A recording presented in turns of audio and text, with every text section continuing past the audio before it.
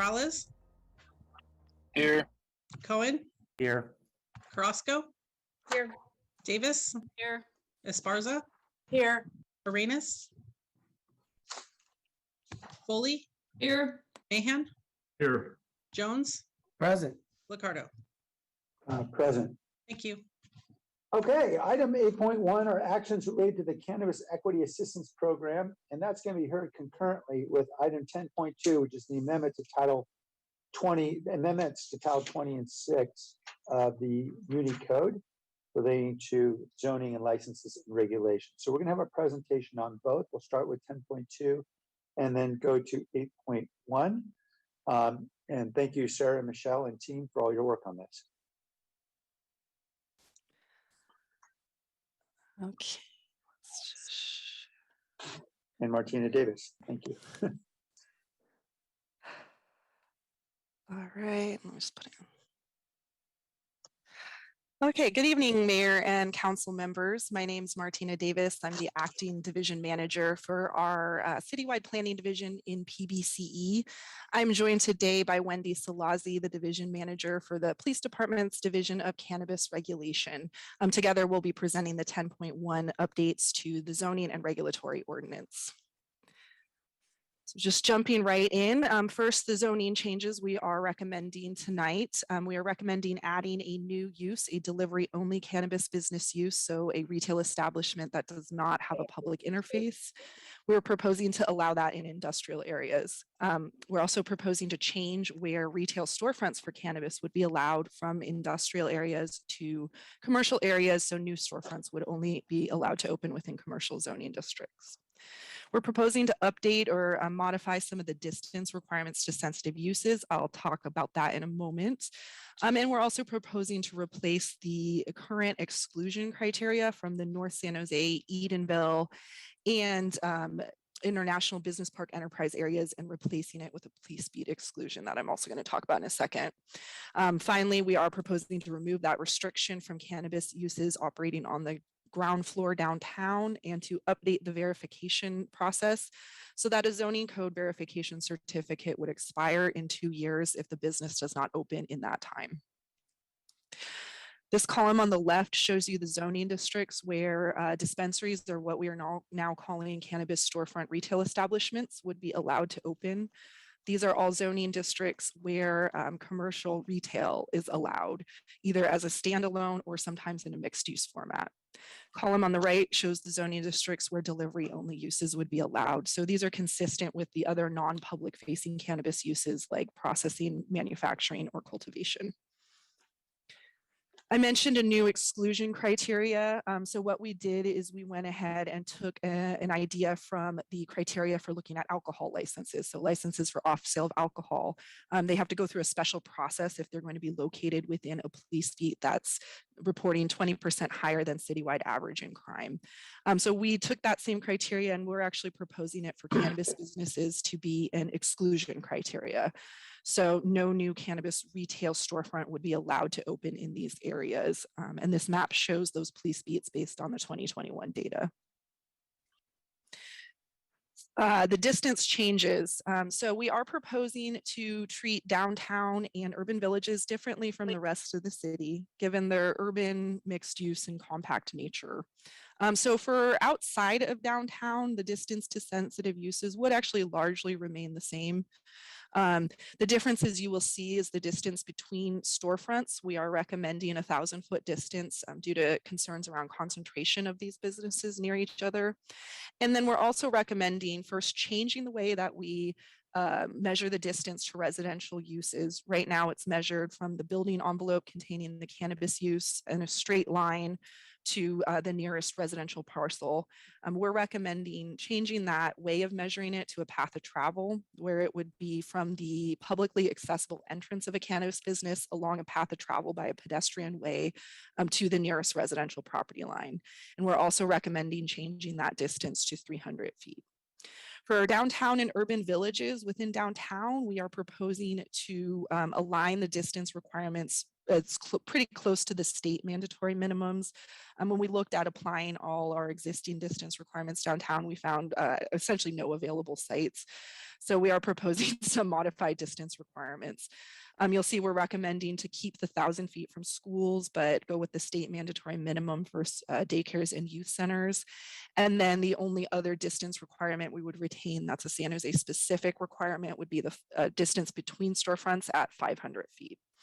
Urban villages are similar, although we do think we could maintain some of the other distances while still leaving ample available sites. So you'll see the main differences there is unlike downtown, we retain the 1,000 feet to school, daycares and youth centers, as well as the distance requirement to rehab centers, and then have that reduced 500-foot distance to other cannabis retail businesses. For both downtown and urban villages, we're not recommending a residential distance because we actually expect to see mixed use development where the residences are above the retail, and so it wouldn't make sense to retain a distance. It would essentially preclude these businesses in these areas.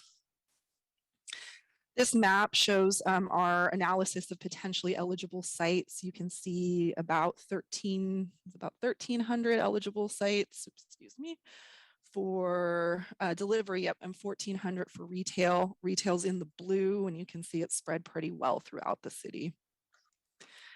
Finally, I'll conclude my part with the CEQA analysis. We prepared and circulated an initial study this past summer. We found that when you really boil it down from an environmental standpoint, what we're doing is allowing retail sales of a certain type of good in commercial areas where all types of other retail sales already are allowed. So we did not find any new impacts that would result from this work. As such, we've prepared a negative declaration and are recommending council adopt that. And with that, I will turn it over to Wendy. Hello, I'm Wendy Slazzi, Division Manager in the Police Department's Division of Cannabis Regulation, and I have Sergeant Woolsey with me here tonight. We are proposing to allow delivery only as a cannabis business activity. We're also recommending council open registration for 10 new cannabis businesses for equity applicants only, and we're recommending only 5 of those 10 maybe retail storefront. In addition, we're recommending to allow the city's 16 existing businesses to open a second retail storefront location. On the next slide, please. As outlined in the proposed ordinance, we're recommending to allow the current 16 registered businesses to have up to 2 retail storefront locations and allow the new equity businesses to have up to 1 retail storefront location. We also suggest limiting delivery to 1 location and keeping that activity in an industrial or combined industrial commercial zone. And our recommendation is for these businesses to be allowed a maximum of 3 locations citywide for all their cannabis business activities. On this next slide, as well as in our memos, our staff recommendations for City Council approval. This concludes the presentation for item 10.2, and I'll turn it over to Sarah Zarate from the City Manager's Office to review the Cannabis Equity Assistance Program.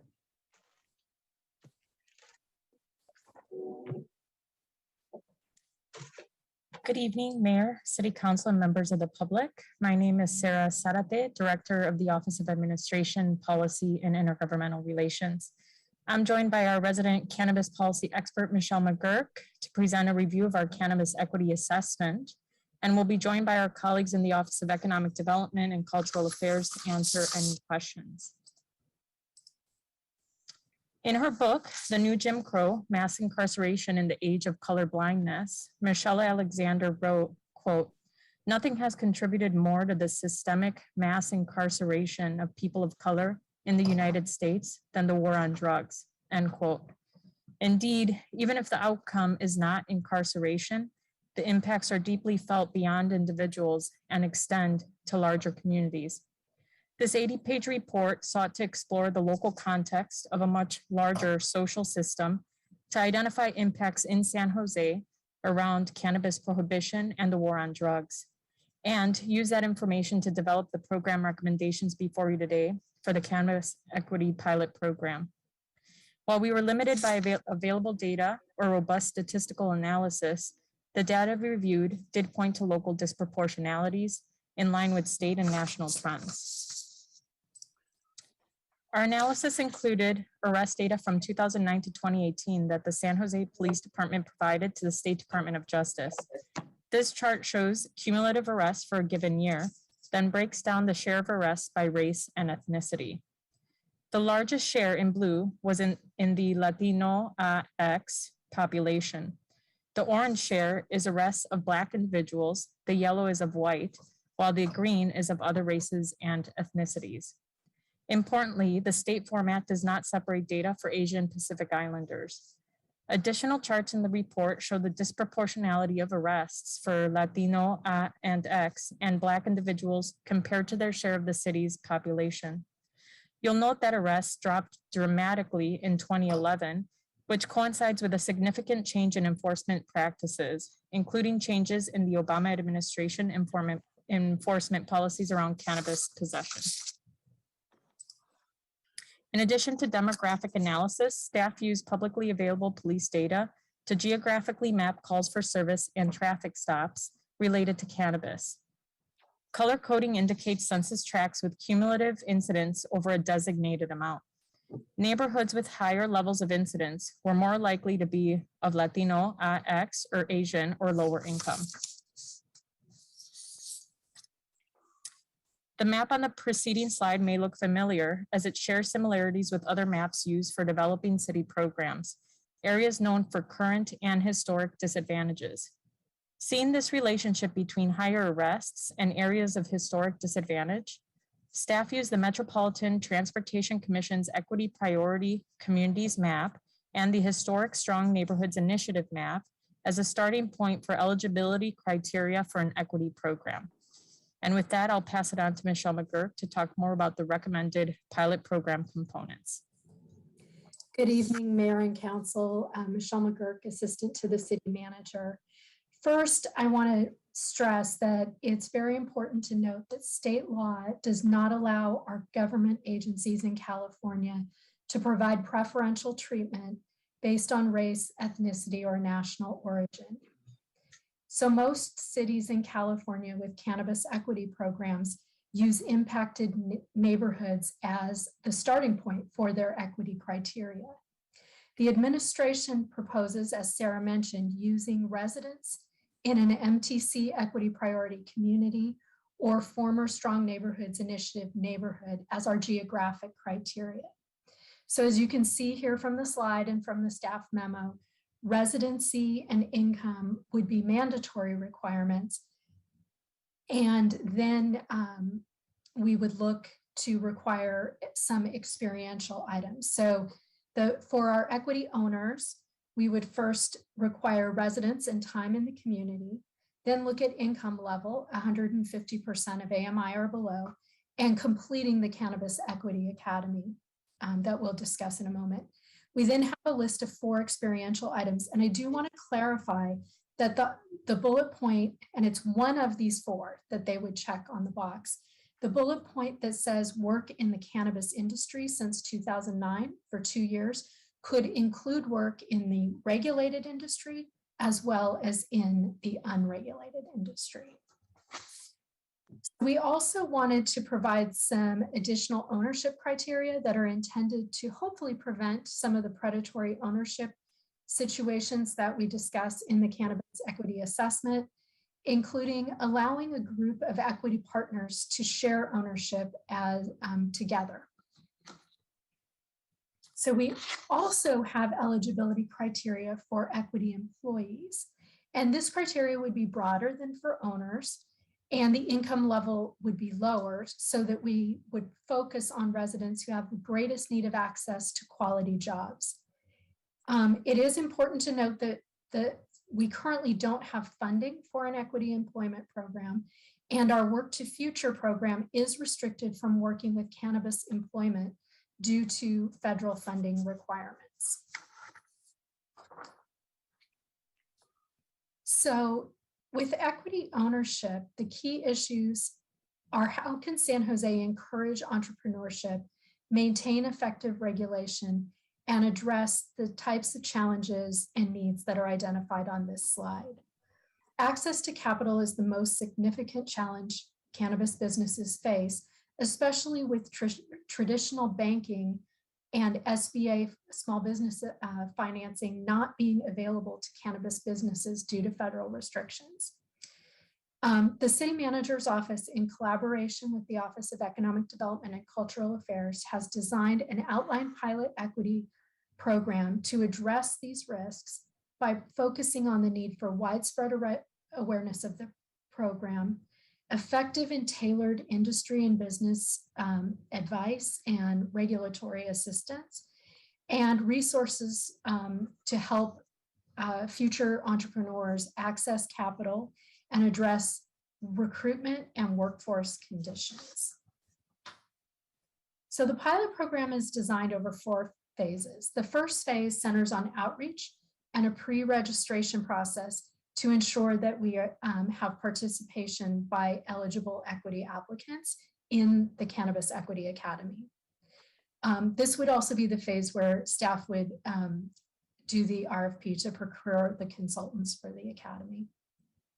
Phase 2 is entry into the Academy, which is at the heart of offering industry-specific business advice, providing guidance and support for entrepreneurs who demonstrate dedication and capacity to own and operate a regulated business. Phase 3 assumes the entrepreneur has successfully completed the program and is now ready to commence the formal registration process with the San Jose Police Department's Division of Cannabis Regulation. Upon completion of phase 3, the end result would be that the police department would issue a notice of completed registration and the business would be able to open. Phase 4, those entrepreneurs with a notice of completed registration will have the opportunity to receive continuing mentoring and business support as the business becomes operational, as funds are allowed. So with that, this concludes staff's presentation for item 8.1, and we respectfully request council accept the cannabis equity assessment and the staff report on implementing the cannabis equity pilot program, as well as approve the ordinance amending the cannabis equity assistance program, in addition to approving the items that planning and the police department outlined in 10.2. And with that, we are available for questions. Thank you, Michelle. Let's go to the public. Okay, we're using a 1-minute timer. I have Scott Neese first. Good evening, Mayor Ricardo, members of the council. Scott Neese, San Jose Downtown Association. Just wanted to let you know, great work by the staff. Our organization is in support of all the zoning changes and the equity program. Really nice work here. One point we wanted to make was to allow our 16 existing licensed businesses to go ahead now before the equity program is stood up. They're very well regulated and capable of opening now. I heard some argument that, hey, all the good locations are going to be gone. That's not the case. We have many more than 26 excellent locations for all of these businesses, including once we get the equity businesses up and running. And let me tell you, we have a bunch of room downtown for them all. Thank you. Krista De La Torre. Hi, my name is Krista De La Torre, and I'm speaking on behalf of the South Bay Labor Council. We represent more than 100,000 working families in Santa Clara and San Benito counties. I'm here to support the council's recommendation to ensure that all licensed cannabis entities have a labor peace agreement with a bona fide labor organization before any renewal of their current license or before they're allowed to gain access to a second license. Although state law requires cannabis businesses to enter into a labor peace agreement, only 20% even attempt to comply. While the state has been unable to enforce this provision, cities can ensure enforcement by requiring regulatory compliance before a local license is authorized.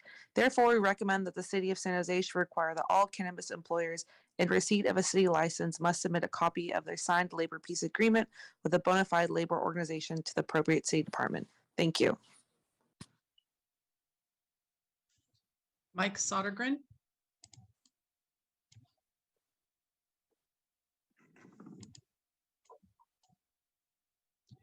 Mike.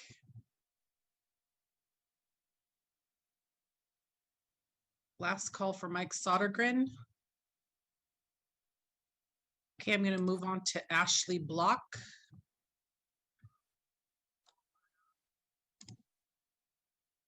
Ashley, you're unmuted, but we can't hear you.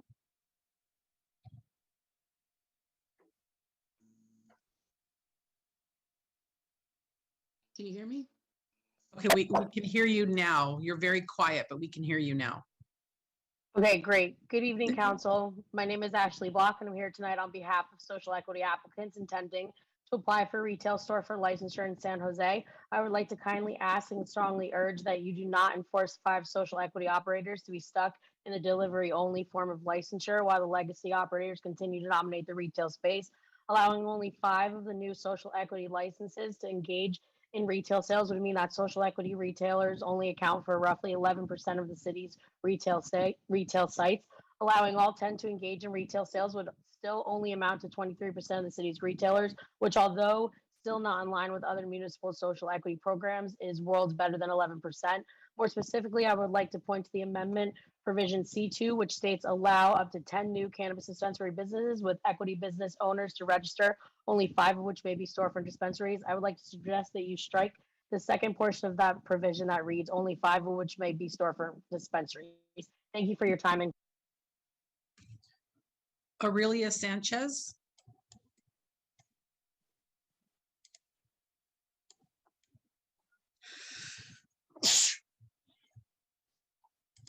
Aurelia Sanchez.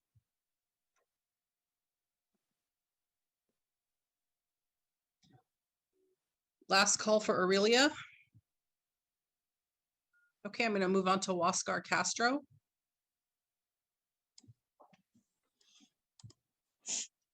Good afternoon, Mayor and Council. My name is Huáscar Castro, Working Partnerships USA. Working Partnerships USA encourages the council to ensure cannabis businesses seeking registration with the city follow state law and submit a copy of the signed labor peace agreement with the bona fide labor organization, an agreement already required by the State Business and Professional Code. The majority of cannabis businesses in the city fail to meet.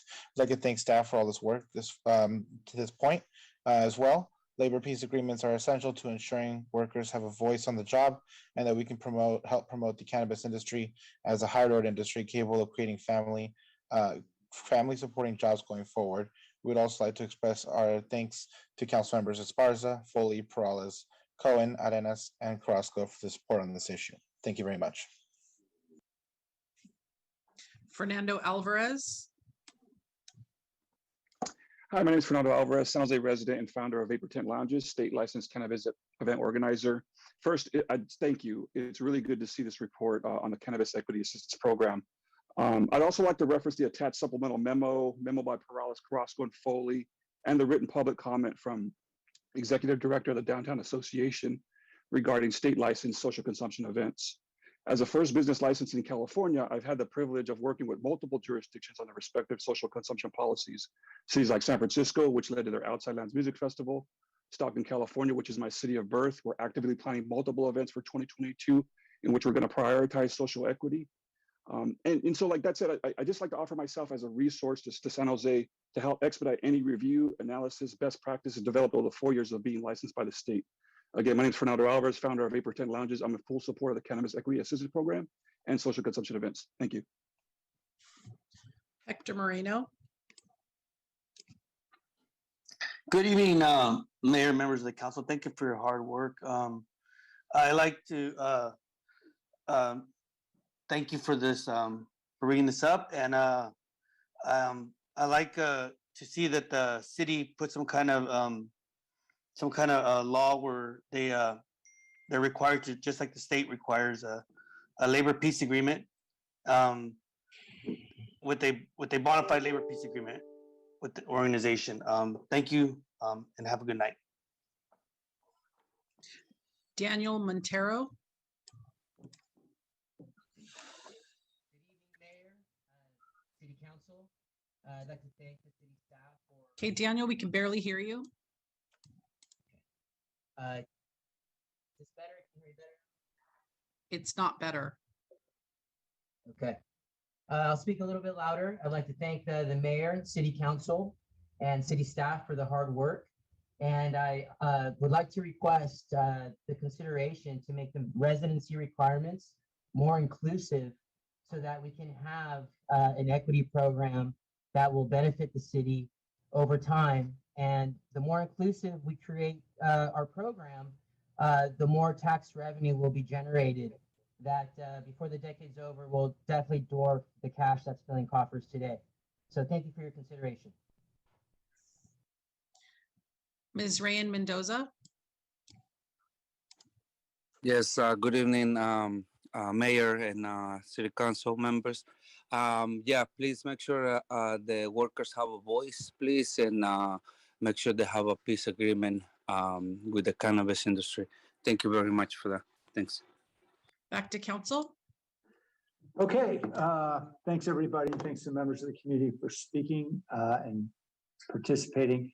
We've got a lot of memos on two different items. So I just want to encourage my colleagues to be as specific as you can be about what memos you're moving, which elements of which memo. We'll take it slow. I'll take notes, and I'm sure Tony will be as well. And we'll hopefully figure all this out. All right, Councilmember Foley.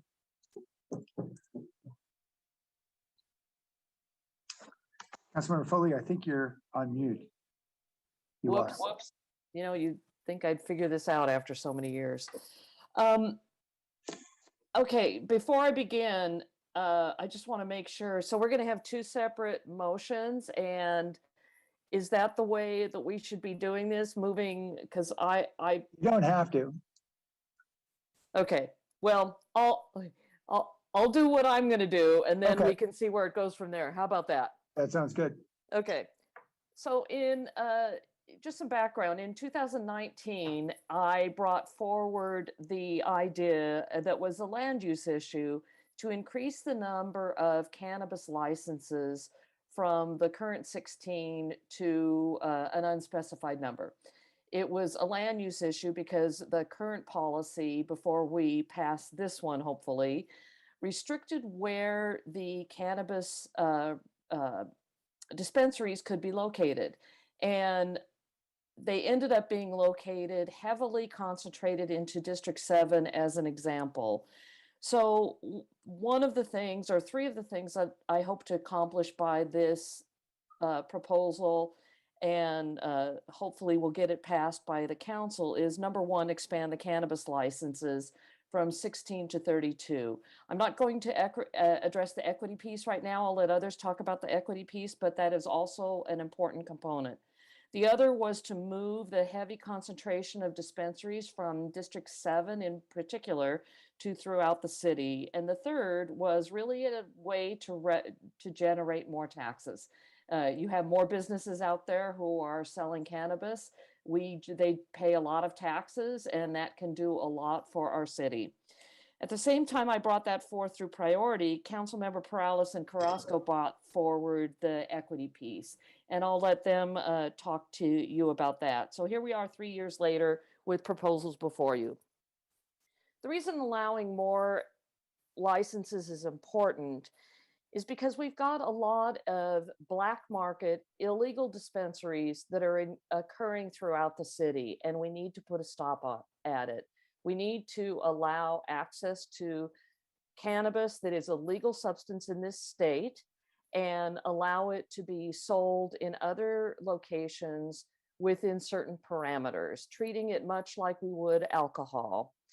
These black market dispensaries, black market businesses, are operating out of our residences. In fact, I just learned last week of one that was operating in District 9. I'm sure there are others, but we have to put a stop to the illegal black market by making their profits less. The other reason we need to get away from the black market and take them out of business is because the legal dispensaries, those who are in business, the current 16 licensees and expanding to 32, they operate under very strict guidelines with the state, both from a product standpoint. They have to do a lot of testing, quality assurances, how they handle their security. including the bona fide peace agreement or labor peace agreement, they have to have that in place for 20 employees or more. That's a requirement by the state. So our goal should be to eliminate the black market. The black market benefits our kids. Our kids get access to cannabis, and we should not be encouraging that or enabling that. The unregulated black market does not have quality assurance with its cannabis. I sound like I'm a big expert. I'm really not, but these are my talking points. The quality that you might get from a black market might be laced with with illegal drugs such as fentanyl. Fentanyl, we know, is a killer. So we need to take that off the market. That is critical. The other reason, that's one reason. The other reason is the increased revenue that we can see. The city generates tremendous dollars from the cannabis business. And like it or not, it is a legal business and a way that we can offset some of our general fund expenses and use those funds for things like education for drug and alcohol abuse programs. Also hiring more police officers, things like that. We could use it for a variety of ways, even training on how to start your own cannabis business for those in the equity portion who may need some training, who may need some help on how they're going to get their business started. The buffers I support completely. The other questions regarding labor, I will defer to city staff on the labor policy.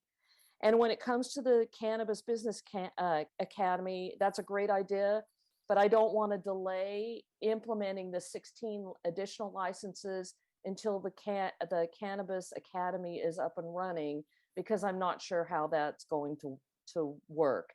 We've already been delayed for this for 3 years, and staff has a lot of things to work on, and I'm not sure that they can really get it done in the time frame. Not being critical of staff, I just know the drain on your time and how that is affecting things. So with that, I'm going to move my memo that I co-authored with Councilmember Perales and Carrasco. I'm going to move the memo authored by Councilmember Arenas and Cohen. And I'm going to move the memo authored by Vice Mayor Jones, exclude only items 2 and 3, not including item 1. And I so move. Second. Okay. So we have, that concludes my comments. and that includes the staff recommendation as well, right? Yes, of course. I'm sorry. I should have said that. No problem. No, it was assumed. That's fine. Okay, so we Very got, good in under 10 minutes. I'm glad. nice work. 3 memos are included here. All the 2 memos you referred to, that is Councilmembers Foley, Carrasco, and Perales, as well as the ones from Arenas and Cohen. And then with the Vice Mayor, only items 2 and 3. Okay. Yes. I did not move item Councilmember Perales' single memo because that's a separate item. Okay.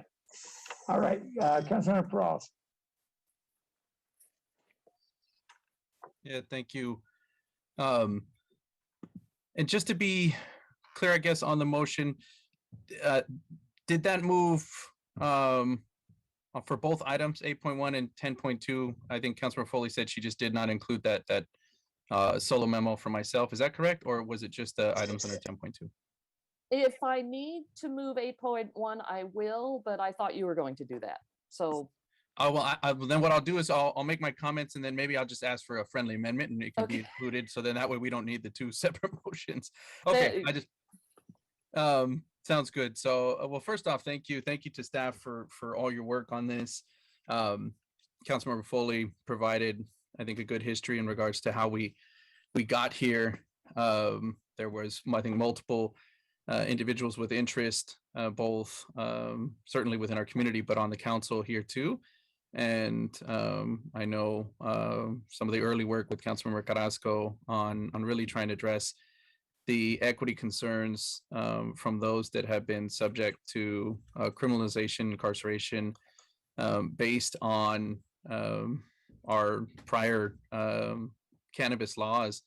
For us, we really felt there was an opportunity here, additionally to take advantage of state resources, and we acted quickly to do so, but to create a program really that could create some opportunity for community members that had been subjected to criminalization, and I think as we've seen within our own history here within the city, a lot of that took place, and people have suffered because of that. And I think that the war on drugs itself, certainly with cannabis, there was a low hanging fruit, I think, for our community to be subject to criminalization on this, and it was just unfortunate where we've seen that go. But I think we've now seen our community turn around, especially here in California. We've recognized the benefits of cannabis, both for medical purposes, and then as we have now is legal recreation for individuals, much like, as Councilmember Foley stated, like alcohol, and something that we could regulate and get off of the black market, be able to not only regulate but tax, and hopefully make it much more safer for people to engage in. But who benefits from this industry as we've now made it legal is the opportunity we have with the equity program to lift up individuals who previously were, again, subject to the criminalization of it. And so I really want to say thank you to staff. I know you engaged a lot of people in our community to come up with these recommendations.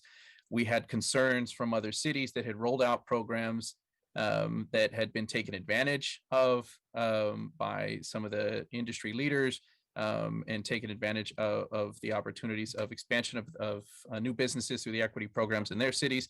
And then we've seen just stagnant, I think, or stagnant, a lack of growth in other cities with their programs. And so I don't think it's perfect by any means, not necessarily here, but also anywhere where this is being rolled out, because it's brand new. That was the reason behind my memo, which was pretty simple in regards to item 8.1, really just recognizing that we're likely going to need to come back and potentially make some adjustments to the program, especially if we see that it's not working or functioning the way that we had wanted it to. And so in my recommendation on 8.1, it is simply that we're coming back with a progress report within 6 months of program activation. And to make it clear for those that are listening and my colleagues, the purpose of that is that recognition that we may not have gotten it right. And there may be things that we want to tweak or update and make it even more fair, or something that we need to come in and fix. And that's our opportunity to do so, is just to have a consistent look at this policy, to see how it's working, to have reports back to committee or council, and be able to make those adjustments as needed. I think that's important. We have heard today from already community members, and I know I have been in conversation with a number of them as well, and I appreciate their feedback on how we could improve it today. And I just wanted to bring up one area of interest, and that was in regards to the residency requirements. And I wanted to see if staff could speak to that, and then be able to help us understand why we landed where we did on wanting to have a population of individuals that could benefit from the program that are either current residents or of either an MTC equity priority community, or a former strong neighborhood initiative neighborhood in the city of San Jose. I know we had conversations at committee where we were trying to provide feedback on how this should be shaped. This is one area that I've heard now more recently brought up as an area of concern, but I wanted to hear from staff on that. So, Councilmember Perales, staff has really struggled with how you create an equity program with goals of serving those who've been disproportionately harmed in a state that has the limitations on it that we have under Prop 209. The best approach that other cities have been able to use is a neighborhood-based approach, where we look at the neighborhoods where the most disproportionate harm has occurred and where the residents live who've been are from communities that have been disproportionately harmed, and the neighborhoods that have had the most historic disadvantage. I will be as frank as I can be, and that is with the version of the equity ordinance that the council put in place in 2019, which, as you all remembered, we rushed that through very quickly. Most of the folks that I heard who reached out to me were not, and said that they were equity applicants, would not have met the state's goals with the grant funding that we have, and were not from what communities that were disproportionately harmed by cannabis prohibition. But they were able to meet the letter of the law. So for example, if residency was citywide, it will have a different impact. So I think that's the best I can say. Which neighborhoods we choose, we looked at the MTC equity priority communities because we're using them for other programs. And they do match up very much with the communities that have been historically served. And then of course, the strong neighborhoods maps layer very nicely on top of that and match up pretty closely, but kind of fill a few holes and also reflect an era when some of these disproportionate harms were occurring. So that's where we came up with those two maps. Okay, yeah, thank you. I know that was some of the feedback that I received as well, was that we have had a number of involved participants and interested community members, and looking at the parameters of the program that they may not be able to fit, and that's again where I think, rather than trying, I recognize how much work went into this, rather than trying to maybe pick it apart, which I'm happy to do. We do here at the council often at times on policies, but I think I wanted to, number one, I think this policy is so important that I wanted to be able to roll it out, and then roll it out with a recognition that it may need some adjustment, and that if we come back and take a look and see, again, have we not had any applicants like we've seen in other cities, and do we need to take a look at what is the what are the factors for that, and can we come in and adjust it? And so I do have concerns about that, indeed, and would want to accomplish two things. Number one, I would want to accomplish a program where we really can get participation from our community members that that we know would as you point out, would meet the spirit of the policy or of the law. But I wouldn't want to make it so broad that it gets taken advantage of, or there's individuals that are not necessarily from the communities that we would want or within our city that now take advantage. And I think that was the fine line that we were trying to navigate on getting there.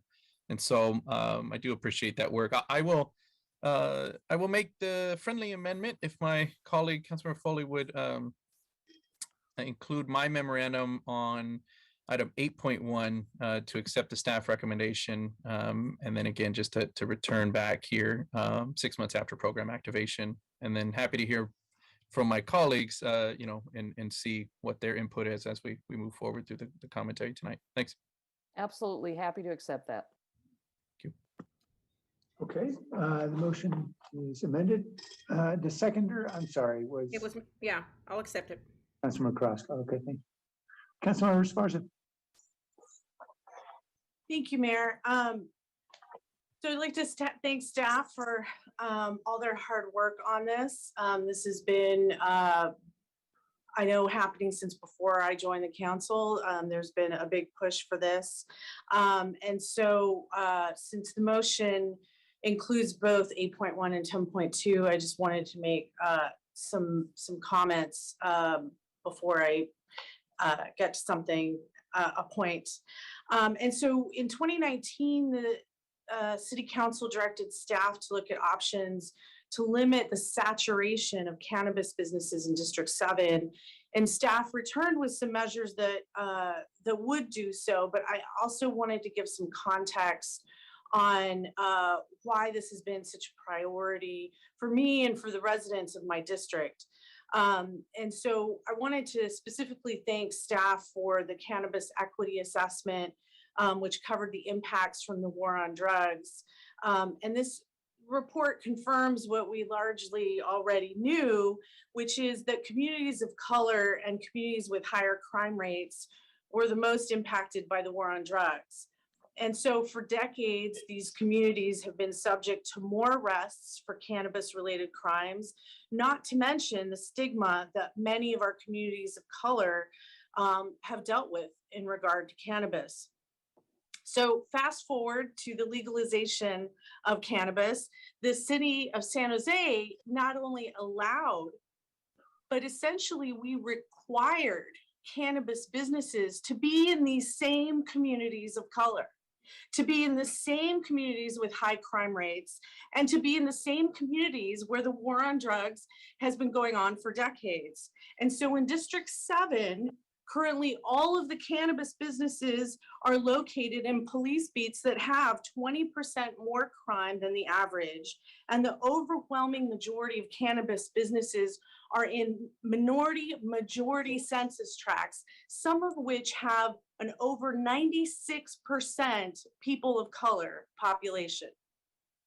So I find it deeply ironic and even more disparaging that the city has spent decades waging a war on these communities for cannabis just to saturate these communities with corporations owned by wealthy investors who are selling the same product that members of the community had previously lost their freedom for. So what kind of message are we sending to these communities? What kind of message are we sending to the children of those communities? So I'm not okay with sending the message that the city's response to cannabis is dependent on the person's ethnicity, income level, or the neighborhood in which they live. And I know my colleagues at the mayor and my colleagues on the council well enough to know that this is not the message that you want to send either. And so I've been saying this since 2019, and I want to reiterate the same message again, that we cannot continue to saturate the same communities with cannabis businesses when for decades, my neighborhoods have fought the stigma of cannabis and have suffered the most from the war on drugs. And so while staff's recommendation was trying to balance the number of available locations for new cannabis businesses citywide and limit further saturation in communities concerned, I'm urging my colleagues to look at my recommendation to limit non-delivery cannabis businesses to 6 per council district and to grandfather the existing ones that are already in District 7, because I have most of them, and to limit that. It's not going to hurt any expansion of the cannabis industry. So I'd like to ask for a friendly amendment to Councilmember Foley, if she would consider including my memo, specifically item number 2, which includes the cap. And then I had some comments about the labor language, but it's a cap. It does not hurt the expansion of the cannabis retail business. But what it does is it would at least stem the pain in District 7 and my communities that have already suffered so much.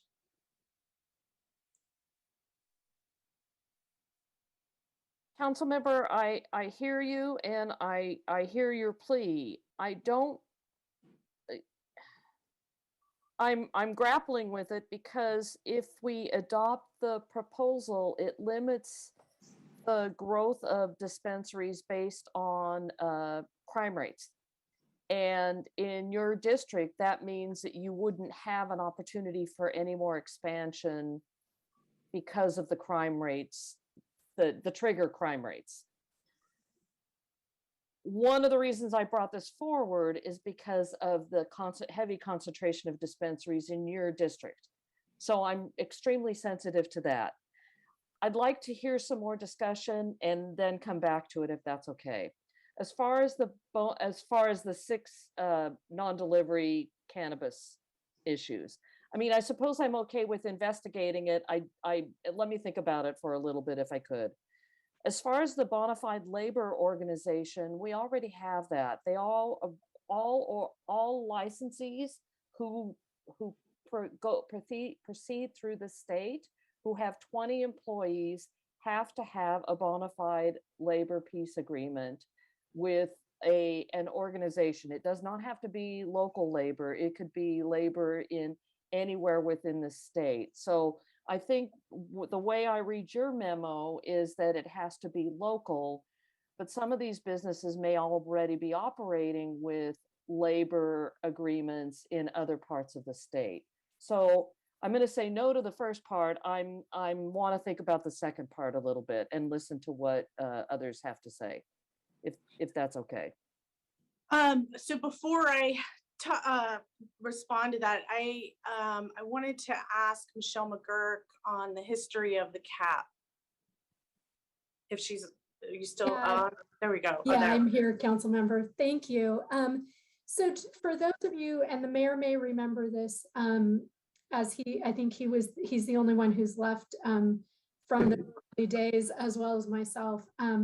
But the council did consider a cap per council district with the very early part of the regulations. I know Sergeant Woolsey will remember this as well. And that was when the council was originally considering placing the retail storefronts in commercial districts. And so that was back in, I want to say probably 2012, and then again in 2014. And it took 4 council meetings before the program was fully developed and voted on by council.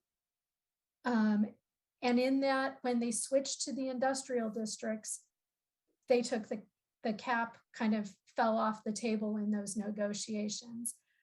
So there has been policy discussion of a cap in the history of this. And I believe at the time there was at one point a discussion of having 25 citywide with, no more than 4 per council district or some number along those lines. So it was always something that had been discussed. Other cities do it this way, and we could certainly respond with an info memo and give you more information about that. It's not something we had really envisioned for tonight, but caps have been done elsewhere in the state. Thank you. So with that, I'd like to make a substitute motion that includes the Foley, Perales, and Carrasco memo, that includes the Perales memo with the 6-month update, that includes the Cohen and Arenas memo, and includes the Jones memo. I actually, considering the equity issues and also what we've heard about some of the cannabis businesses trying to find places to rent and what it's done to them economically in the search, I actually don't have a problem with number 1 of that memo, because if we really do intend to lift up some equity businesses, I think as we develop a location policy, that's the time to do it. And so that also combines 8.1 and 10.2, the 8.1 and 10.2 memos. And that's the motion. And your own memorandum. Yes. Yep. Okay. Motion for Councilmember Esparza. Is there a second? Okay. All right. We'll move on and we'll come back. Vice Mayor. Thank you. Thank you. First of all, I want to say thank you to Michelle and your team. I won't embarrass you by saying how long you've been working on this issue. But you started when you were 10 years old. I'll just say that. When marijuana was invented. When marijuana was invented. Thank you, Councilmember Foley, for accepting my items 2 and 3, as was stated in the staff report. access to capital is a major barrier for these equity businesses. Also, in terms of reevaluating the criteria, my concern is that if our criteria is too defined, then it's going to be like we're trying to find a unicorn. And we're going to be in the same situation as San Francisco and other cities in terms of not having qualified, based on the criteria, qualified applicants to participate in the program. I want to make my pitch for my item 1, and possibly will reconsider Councilmember Esparza's motion based on the kind of feedback I get. But if we're serious about equity, we know the history. We have these groups and businesses that don't represent our community, aren't from our communities, aren't of our communities, that come in, they have access to capital, they want to expand their businesses. And all locations aren't equal.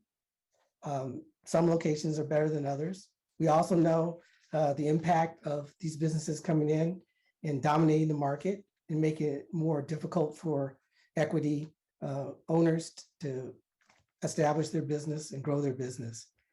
So Michelle, I wanted to ask you, in terms of your resources and ability to facilitate the expansion of the 16 existing dispensaries, how would that impact our efforts to move our equity program forward? And what are the trade-offs? So I think as far as capacity, staff capacity to process the 16 new, that's really an issue for planning and doing the zoning code verification checks, and for the police department dealing with the new registrations. For the equity applicants, that's going to be administered by Office of Economic Development with the academy, and that all needs to start before we kind of turn those folks over to going through registration with the police department. We have grant funding from the state of California that will enable us to run this pilot program and this first academy. And then we can report out to the council on how that effort went. We are very thankful for that money, but it is one-time resources to help those equity applicants. So it's sort of, they're different streams of work, but I think what you're also getting at is, what's the capacity to, if we were to just open registration to everyone and not have the academy first, we would have an unequal playing field with the equity businesses trying to compete against the 16 in the marketplace, not having access to capital to pay their rent, and not having the technical assistance at the front end. And that's one of the reasons why we said, let's do this academy first, because in other cities, the technical assistance and really understanding how to negotiate a lease with a landlord, how to go through the zoning code verification process. Those are all critical skills to have before you actually go and rent a piece of property or start to make a business plan, and it turns out the site is actually one that wouldn't meet the police department's requirements, for example. So I understand that timing is a challenge here. And, we addressed that in our memo about the equity program in looking at this with an equity lens. There is the potential to further disadvantage the equity applicants if they go second. So, Michelle, if I were going to summarize what you just said, it's not a zero-sum game. Going with the strategy of allowing the dispensaries to move forward first will create a disadvantage for equity business owners. It definitely has that potential. There are a lot of sites in San Jose, but you know, the equity applicants do have intrinsic disadvantages going into this marketplace already, and that's what we're trying to help them with the resources that we'll provide. So it has the potential to mean that the prime sites that that might be the best locations might not be available. Thank you. Thank you, Michelle. So that being said, Councilmember Foley, I'd like to make a friendly amendment to accept my recommendation 1. Actually, Councilmember Foley's motion's not on the floor. Oh, wait, I'm sorry, forgive me. Please It forgive me. is. There's no second. Yeah, I got it. Okay. Okay, forgive me, I'm sorry. My Vice Mayor, as much as I love and respect your opinion, I'm going to have to say no. And the reason for that is I disagree that there aren't enough locations to go around. There may be places that those who are not equity businesses can get into quicker, but they've got the resources, they've got a lot of other things going for them that the equity partners or the equity businesses do not. As much as I would like to accept that staff can get this done in 6 months, the fact that this cannabis policy coming before us took 3 years, 3 years almost to the day, to come before us today shows me that this is maybe not the biggest priority in the scope of things for staff. Number one. Number two, it puts the non-equity businesses at a disadvantage when there are plenty of spaces to be had as far as locations. There's not just 16 more locations that they can move into in the city and then they're done. That's it.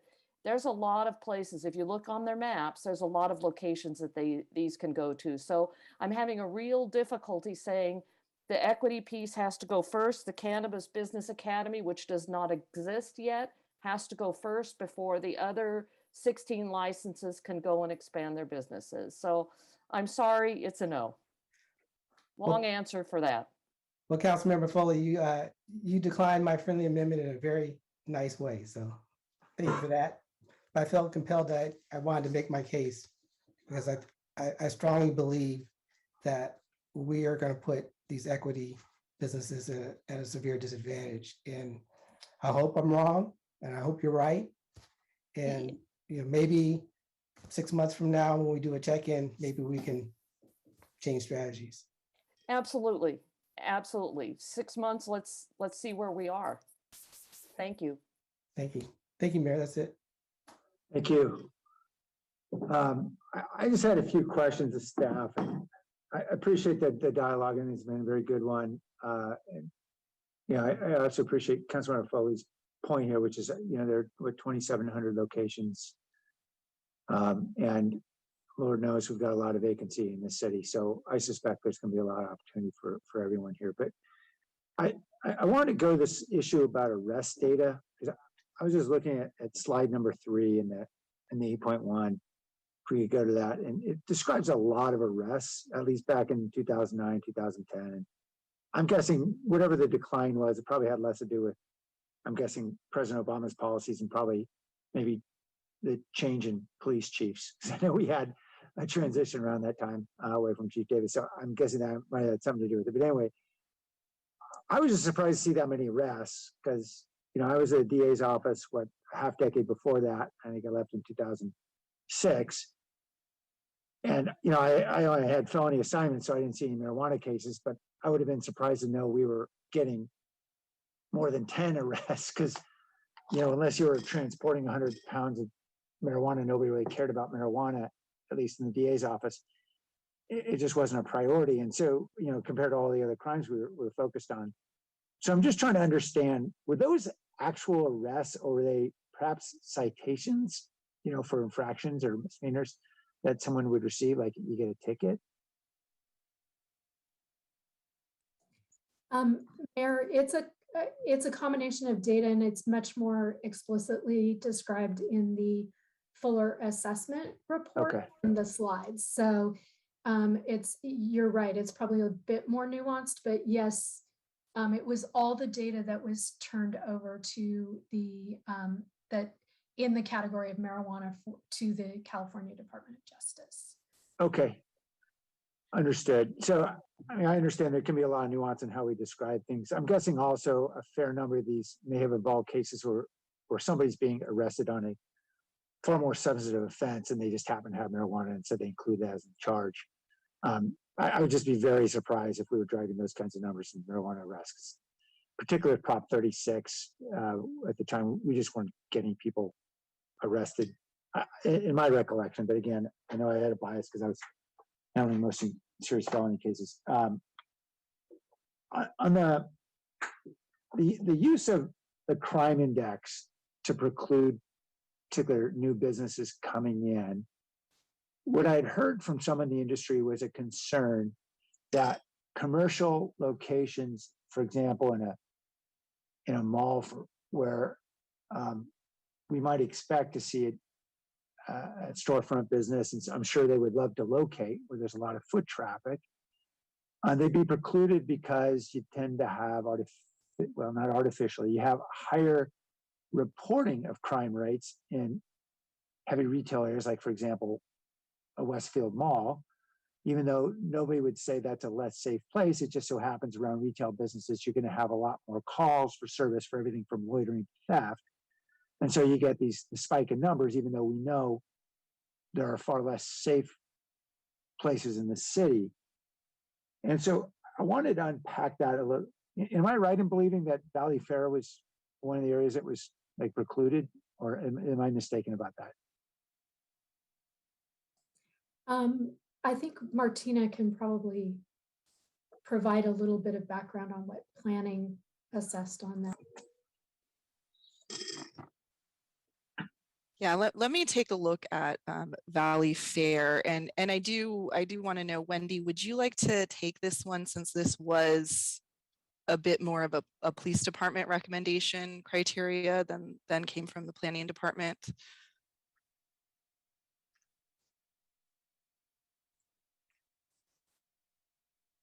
I think we were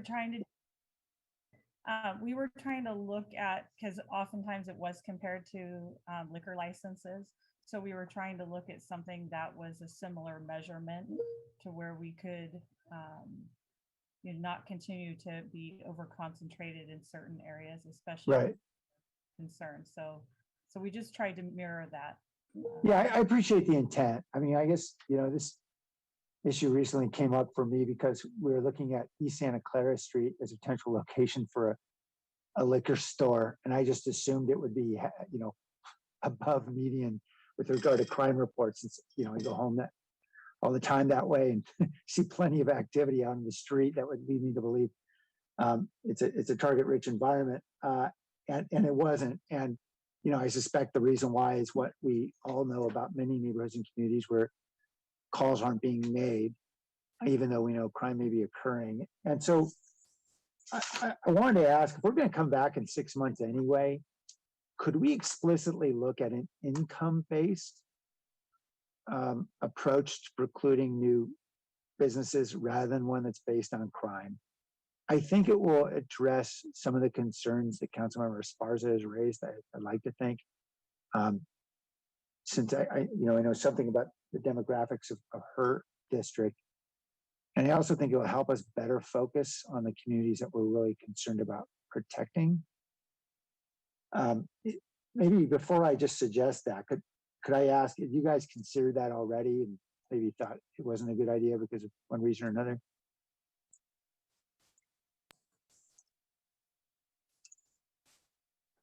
That wasn't part of the early analysis, Mayor, sort of based on the timing at which the work was being done on these pieces of the program. So the the mapping and analysis that was done on the cannabis equity program came after staff had already developed the recommendations and gone to CED committee twice on the zoning and regulatory piece. Right.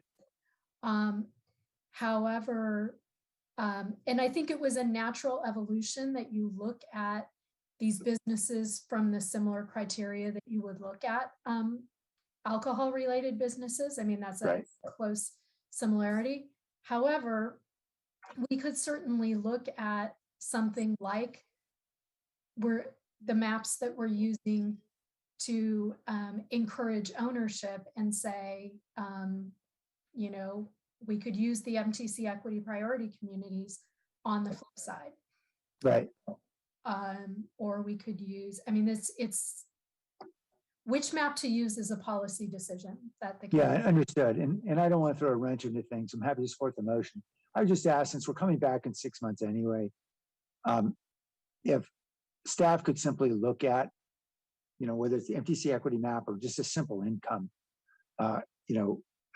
color-coded map, which I know we've seen for something at 60% AMI or something like that. I suspect, I mean, there are two motivations here for my concern. One is, I think we're probably precluding retail areas as locations that I think we would all agree would be fine locations. And they simply have an inflated rate of reporting because they're retail locations, right? If you have a lot of retail businesses, you can have a lot of reports. And I suspect also that we may not be protecting some communities, some low-income communities where we're simply not getting the reporting. So I would just ask if staff could consider that. If you'd like me to ask to make the motion, include that in a motion, I'm happy to do that as well. Whatever you prefer. I'll just ask the maker of the motion. I'm happy Foley. to include it. I'm happy right. to include it as part of the motion, as a Thank friendly you. amendment. Thank you, and that's okay with the seconder. Yes, thank you. Great. Okay, finally, Councilmember or Vice Mayor Jones's suggestion around considering directing surplus funds to the equity assistance efforts, the equity business assistance efforts. I understand this says consider, so I'm happy to support it. We can certainly consider it. I would just hope that we would just be aggressive in chasing grants, use grant money for a program like this. And the reason why I say that is through this pandemic, the last couple of years, our small business has been suffering enormously. And these are small businesses that have been with us for many years, in some cases decades. The majority are immigrant-led. They're struggling mightily, and there's really not a darn thing that we're able to do for them other than distribute some grant money if the federal government gives us some ARPA money or something. They just don't get any help. And so I'd hate to think we're going to use general fund money for a very, very narrow segment when we know small businesses that have been sustaining our community that certainly meet all the equity factors are going to go without. And so I just would strongly encourage us to think hard about what grants we could get for things like that rather than using general fund money, because I think we're going to be needing every dollar we can get in this next budget round. So anyway, that's all I had to say. Thank you. Councilmember Esparza? Thank you, Mayor. I appreciate it. I also really wanted to thank staff because one of my questions were, what is that income measure? Is it 60%?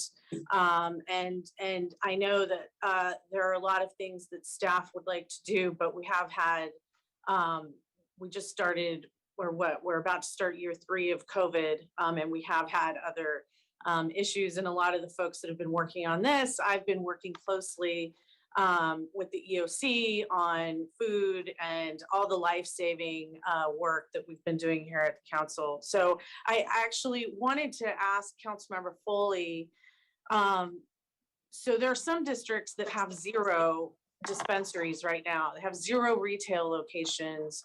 I'm not looking to hurt the expansion of cannabis retail.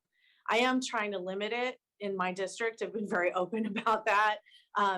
the impacts have been real. And in fact, under some of these locations, there are some retail locations that would be available in my district. Some of them are rife with prostitution.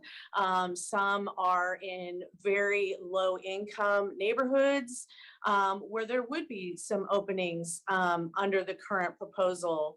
And so that is a concern of mine. And so what is a number for a cap that you would be open to? Councilmember Esparza, I appreciate the question, but I'm really not prepared to answer that. I didn't come in thinking that I wanted to accept a cap. So can we look at that at 6 months and consider what a cap might be at that point? But at this point, I'm not prepared to accept a cap because I haven't considered it at all. Even though the I put it in a ramifications memo one way on or Friday, the other. even though I put it in a memo on Friday. Okay, so okay, I understand your passion on this, council member. I truly do. But I think we need time. I don't think the cap, I just can't support a cap. And so is I'll the just leave 6 it at that. months is coming back in 6 months. So that's, is that part of the motion? I actually wanted to double check that because I wasn't sure that was part of the motion. So I wanted to be specific. So is that coming back? It was Councilmember Peralez's motion. Okay. His memo. Yes, that was accepted as a friendly amendment. Okay, got it. All right, I'm just gonna say I can't vote for this. I think it's appalling that we as a city are trying to open up so many sites in the city. And I think that we are going to answer to our residents.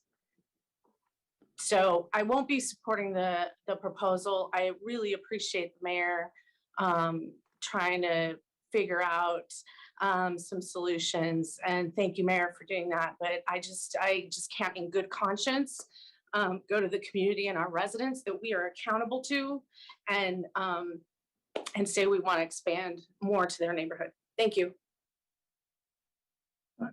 Thank you. Councilmember Pross. Yeah, thank you. Hearing the discussion, I was considering what might be an acceptable friendly amendment, but would want to hear from Councilmember Esparza before I make the ask to Councilmember Foley.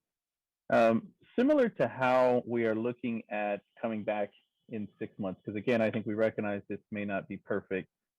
But I understand Councilmember Esparza's point is that she's concerned of if we roll forward today without a cap, the potential overconcentration in her particular district.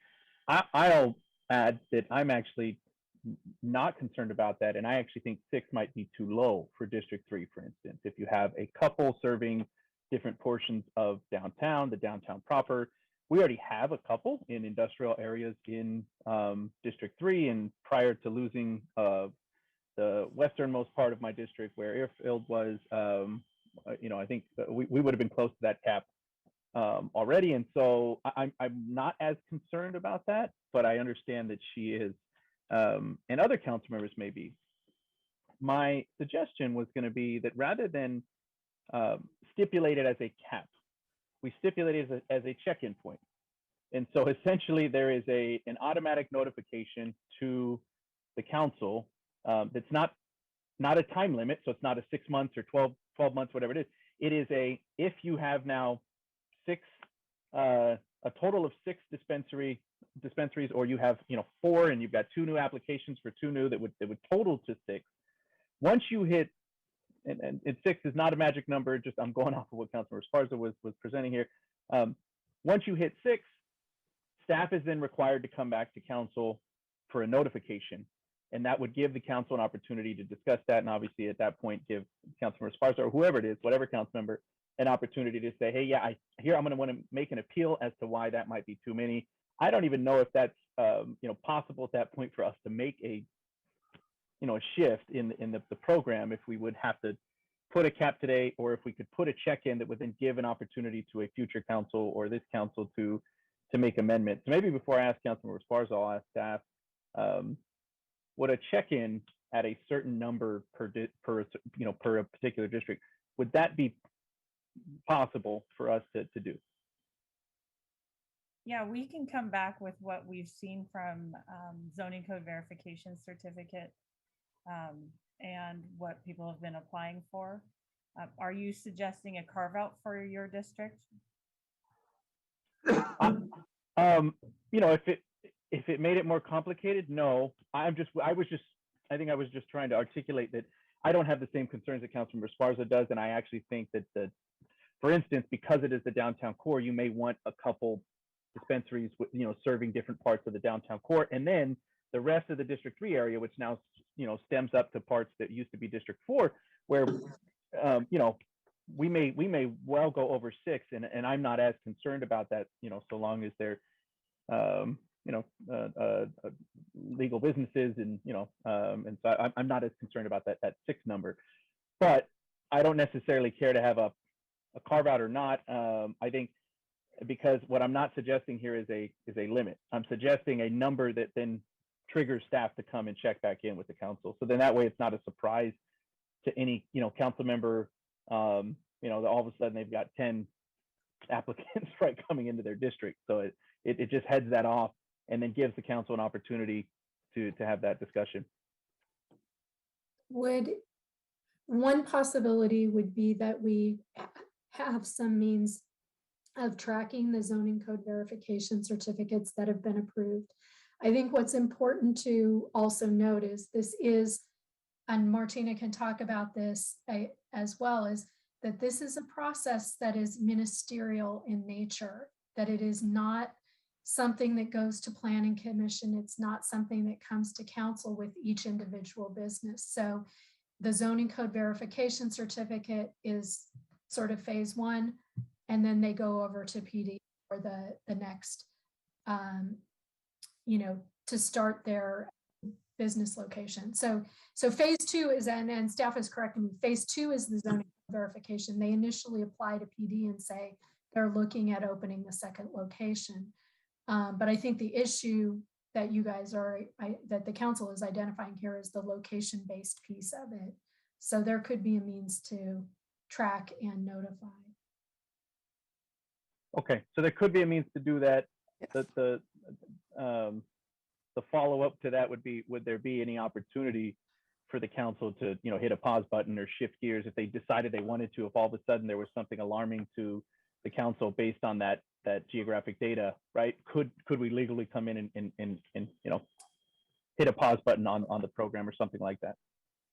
Well, I would defer to the city attorney on what you can legally do, but the ordinance can be amended on any given Tuesday. Okay, because it's a council ordinance, I mean, legally, then we would have that ability. I see Nora shaking her head. So I'll take the head nod as a yes from our legal advice. Okay. I don't know, Councilmember Esparza, if that even gets to, obviously it's not exactly what you're asking for, but I'm just thinking on the fly based on when you were conversing, giving an opportunity to have that, that knowledge and that check-in, because I could see from your standpoint, otherwise you're going to have to somehow be on top of, where all these are popping up, and you won't have that info. At least in this regard, I think you'd have the info. It wouldn't, it's not a cap, but it would provide the info and then provide an opportunity to check in with the council. Would that be something you could support? That would, and that would come to the full council? Yeah. Is that what you're envisioning? I'm happy with that, or ask it to come to a committee and then the committee direct it to the council. I think I'm trying to see a way that maybe we could I prefer, find a middle ground. I think that's definitely a path. And I think my preference would be that it would come to the full council. Okay. And then Councilmember Foley, your thoughts on that? Not really clear on what you're asking. You're asking staff to notify us when some sort of trigger is achieved. Well, we don't have a trigger, so I'm not sure how staff is going to know whether they should report it. And what if the legal, I mean, I'm just thinking out loud, what if the business, the non-equity we're talking about the non-equity piece. So if they want to expand, they enter into an area and they sign a lease and they're moving forward with their extra license. And then we say, oh, no, sorry, you can't do that because we just found out we have too many places here. I'm a little concerned about the liability that would pose for us. But as you were talking, and I'm sensitive to Councilmember Esparza's concern about District 7. What if we just excluded District 7 from the additional 16 licenses? That would work for me. Thank you. That could make it easier, and then I wouldn't have to explain what I was talking about again. So. And Councilmember Carrasco, would you accept that? She's the seconder. Yeah, I would be okay. I'm very familiar with the area that Councilmember Esparza represents. So I would include that as an amendment then, or include that as part of my motion to exclude the expansion, excludes District 7 from any expansion of these licenses. The non-equity piece. Okay. I think that's okay with the seconder. Somehow I'm going to go ahead and take credit So for that. Thanks. just to clarify, council members, are we talking about specifically about retail storefront businesses that are open to the public? Okay. Yes. Okay. That's what I was saying. I hope the seconder agrees with that. Okay. Councilmember Carrasco, it's your understanding it's retail storefronts. I do. Yes. Okay. Councilmember Redis? Great. Thank you. I'm glad that got worked out. I was going to comment on that.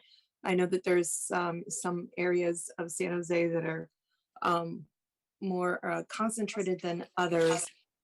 And they're not necessarily where the consumers live. So I'm glad to see that worked out. The other, I have some questions about actually Councilmember Esparza's labor peace agreement memo on 10.2. And Michelle, I was wondering, the labor peace agreement, as she provided a definition for it, is that a definition that we would have to abide by? So the definition that's in Councilmember Esparza's memo, to my understanding, is very much the same as the definition that is in the City and County of San Francisco's ordinance. So if we follow the staff policy alternative that's in the motion on the floor, we would be adding this requirement to the city manager regulations. And typically with that, we craft those regulations as staff together with the city attorney's office. And there are definitions placed in there that define what each term is. So like there would be a definition for what a delivery business is. There's a definition for, so there would need to be a definition for what a labor peace agreement is and a definition for what a bona fide labor organization is. These, as we've looked at the different cities, staff had looked at these various definitions, and this one is one that could be used. It's used in San Francisco and other jurisdictions. So we do have to put a definition into the regulations. So whether council directs us on that or staff just, goes and does it on our own because it's the city manager regulations, we would work with the city attorney on that definition then. Got it. Okay, so it in essence, you would eventually find yourself to look at some of the best practices or some of the best definitions out there that would suit our city, and ultimately come up with this particular definition, is what I hear you saying. Maybe you would have us, I don't know, take a look at one or two different definitions, and then it's up to us to include. Is that correct, Michelle? Well, we would not, because it's in the city manager regulations, we would not be coming back to council with the definitions. We would just work with the city attorney, and these would, the city manager regulations are signed by the city manager. They're a ministerial regulation. The definitions, we have already done some preliminary research and looked at other cities. We know we don't want to use because they're too big or not well written. And so I have reviewed some of these with our lead attorney who works on this issues. And how would you find the definition as defined by the San Francisco area? We've reviewed that with the attorneys, and the attorneys have said that it would be acceptable to use, and that it is a robust definition of what labor peace is and what a bona fide labor organization is. Got it. So it's not, certainly it's not a concoction, it's not just out of thin air. This is something that's solid that other cities have used, that we would probably use ourselves. And so I wonder if this is something, Councilmember Foley, hearing this is something that's, we're not necessarily going to vote on this ourselves, because it sounds like it's under the jurisdiction or under the city manager's purview, that we would be able to consider this particular definition as a definition that they could choose from, right? Whether we vote on this or not, they're going to look at this definition.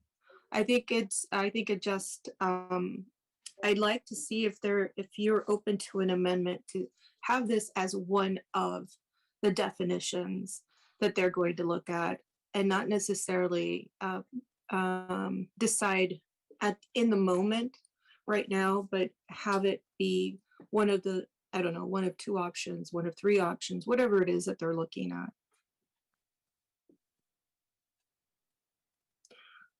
Councilmember Foley, you're on mute. Sorry, Councilmember Arenas, I appreciate that, but under the memo authored by myself, Councilmember Perales, and Carrasco, the first item is to direct the city manager to add a requirement that new applicants or renewing applicants demonstrate compliance with state law by submitting a copy of a labor peace agreement with a bona fide organization as part of their initial registration packet and or renewal. This provision would be added to the city manager's regulations for cannabis registration. If a cannabis business failed to provide the documentation, the Division of Cannabis Regulation would be unable to issue a notice of completed registration. So I think it's already there. I don't think it's necessary to give staff one or two options. I think they have that option to bring forth whatever will work for them. And so I'm going to say no, but I believe that we have it included in item 1 of our memo. Right. Well, I think we're going to go back to the snack policy that we just learned our lesson from. And that's why we spent so much time working out some of the details, because we kept it too general. And while I appreciate that you have that in your memo, I think it is also, it remains pretty general. I think that when you look at some of the cities that are already steps ahead of us, that we learn from their lessons, that we learn from what the best practices are there. And so I'd like to see this included, Michelle, as one of the options that you would look at, because the direction that you have right now doesn't preclude this being an option, correct? This is the question for you, Michelle. I think if I'm understanding what Councilmember Foley was saying, her memo tells us to put this in the city manager regulations. Part of the process for putting it in the city manager regulations is to work with the city attorney to write those regulations and if the city attorney's office and staff feels we need to define things, we would put definitions in those regulations, and we typically do. And you typically do. So I think, you know, we're just make this go a little longer. And I would warn our colleagues and including you, Councilmember Foley, that we just learned our lesson from our snack policy in being too general. And so while I understand, I'm not going to do a substitute motion for this, but because I can hear the logic in Michelle's explanation, and I can hear that she's going to take a look at these best practices anyway, whether this is in our direction or not.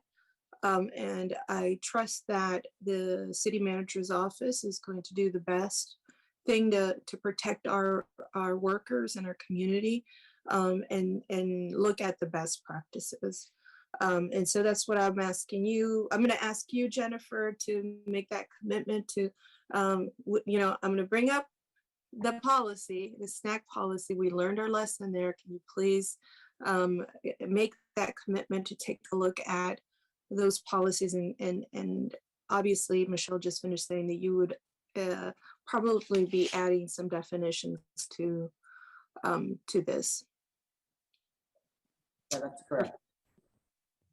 All right, so I'm going to skip on that substitute motion, but I think that this already works this thing out. Whether, you know, Councilmember Foley, whether you wanted it as part of your motion or not, I think this is something that's going to move forward because it's a best practice. And so I would have loved to have you accept it and just have us move forward with it. But I understand that you might have some, you know, whatever, for whatever reason, I think you believe you already have this, and that works as well. So thank you. That's all for me. Thank you. All right. Any other comments? All right, let's vote on the motion from Councilmember Foley. Yes. Yes. Peralez, Yes. Cohen, Aye. Crosco, Aye. Davis, Yes. Esparza, Yes. Reyes, Yes. Foley, Aye. Mahan, No. Jones, Aye. Liccardo.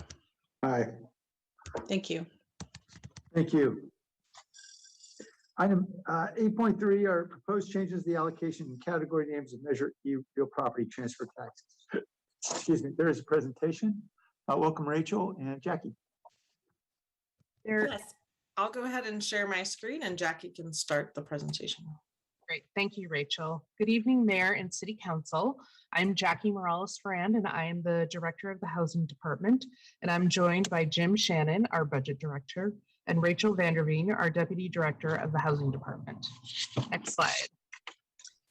In March 2020, San Jose voters passed Measure E, a transfer tax collected on properties valued at $2 million or higher. When this tax was passed, the city had no prior experience collecting these funds. Last fiscal year was the first year the tax was in place, and we collected $50 million. Collections this year have been fueled by large commercial real estate transfers, and we are now expected to reach $90 million. These additional funds, combined with the direction from the Rules Committee in September to identify sources of funds for the construction and operation of interim housing, have brought us here today to consider changes to the City Council policy that prescribes the allocation of Measure E funds. Today is the first of two public hearings that will be held to consider these proposed changes. According to the census data, HUD estimates that 76% of lower income renter households are either cost burdened or severely cost burdened. They estimate that 48% of all households in San Jose, renter households in San Jose, are either cost burdened or severely cost burdened. What this means is that someone is paying more than 30% of their income towards rent or more than 50% of their income towards rent. Our RENA allocation process determines how many new homes and the affordability of those homes that San Jose must produce in our housing element or plan for in our housing element. We are through 90% of the current 8.8 years of the current RENA period of 2014 to 2023. And to date, the city has met 106% of its market rate housing goal, but only 24% of its affordable housing goal. Our new housing RENA goal for the 2023-2031 plan requires that we account for almost 35,000 affordable homes in our housing element plan. This new goal takes into account the estimate of the existing housing need, which includes the cost burden household data that I just talked about, and also overcrowding conditions in our neighborhoods, which is something I've heard many council members talk to us about, in addition to projected growth. So the demand for affordable housing continues to persist in our region. And finally, our last point in time count estimates that there are over 6,000 people who are experiencing homelessness on any given night in San Jose. And we are about to embark on a new count this month. And I know many of you are concerned on what we will find. Today, the Housing Department released a supplemental memo that provided some information regarding the demand for our affordable housing funding. We received applications for 19 new affordable housing developments seeking $240 million for over 22 new affordable homes. The $150 million notice of funding availability was exceeded by $91 million, demonstrating a strong pipeline for new permanent housing for our low-income residents.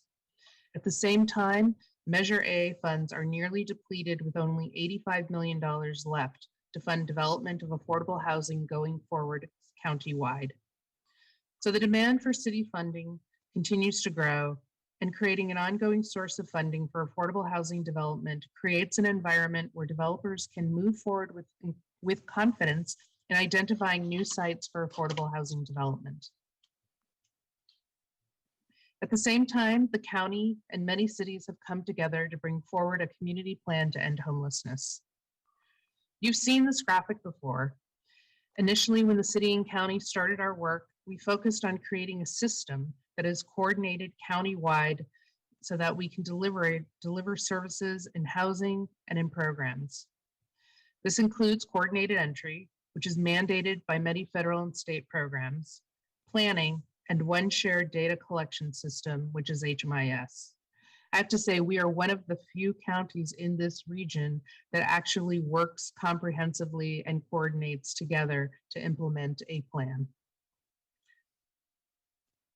We also adopted a housing first approach, which is a national and state best practice data-driven model. And with the passage of Measure A, we collectively began to focus on building permanent housing and investing in prevention. Our most recent plan, which I've highlighted here, expands our efforts and recognizes the need to address root causes so that we can reduce the number of people who are falling into homelessness, and recognizes the need to create a crisis response system that includes robust outreach, services for people who live on the street, and a goal to double the number of shelter beds available countywide. We share a common goal to make homelessness rare, brief, and non-reoccurring. Finally, I just wanted to highlight the pandemic response. The city, in coordination with the county, responded quickly to open both congregate and non-congregate shelters to keep our unhoused residents safe throughout the pandemic. Swift actions have resulted in tangible outcomes, including completing the one remaining bridge housing community, 3 emergency interim housing sites with 2 additional ones on their way, the submittal of 3 home key applications for the acquisition of hotels, a couple of them that will act as shelters before they're converted to permanent housing, and the housing. And when I talk about housing, I'm not talking about placing people in shelters, but the actual placement of a person in a home for nearly 6,000 of our homeless residents within our county, with over 4,800 in San Jose benefiting from the coordinated entry system. I understand this hasn't solved the homeless crisis. We still see people living in our parks, our creeks, and our sidewalks, and I know we must do more. I just want to remind you that one of the benefits of us collectively working on the HMIS system and having one central data point was that one of the things we learned was the number of people that were falling into homelessness. Not surprising, in 2019, over 4,700 people became homeless, even though we were housing people at close to that rate. So we weren't getting ahead, and we're still not getting ahead. Homelessness is an extreme form of poverty characterized by the lack of housing and the inadequacy of several systems, including income, healthcare interventions, and social supports. While the Housing Department has invested its funding in permanent affordable housing, additional resources must address improving our income security, equitable access to healthcare support, and a strong safety net. These additional approaches will require a deeper partnership with the county outside of housing. The area that the department has expanded into recently as a result of the pandemic is the development and operation of shelters. Unfortunately, the Housing Department lacks an ongoing funding source to support the over 900 beds that we have created during this pandemic. And with that, I'm going to turn it over to Jim Shannon, our budget director. Thanks, Jackie. Good evening, Mayor and Council. So yeah, it's very clear that the city will need to continue to play a significant role in funding the acquisition, construction, and operations of facilities to shelter our unhoused residents. We've been really fortunate to be able to tap into some significant state and federal funding sources over the last couple of years to build these sites, to stand them up, to get them operated and maintained. However, our intention is to sustainably operate and maintain these sites over a longer period of time, and then even add to the number of sites if we can feasibly do so. The investment made over the past few years has resulted in an accumulation of annual cost of roughly $30 million for the existing and authorized bridge, interim housing, and home key sites. The majority of the costs have been offsite with these state and federal funds made available through the pandemic response, which has identified homelessness as a very significant priority. The reality, though, is that most of these funding sources are one-time and only a couple are ongoing. And we need to figure out what a sustainable strategy looks like. So as we move forward with additional interim housing sites, those costs will continue to grow. And we certainly have our work cut out for us as we evaluate our long-term budget strategies around homelessness sheltering. Rachel.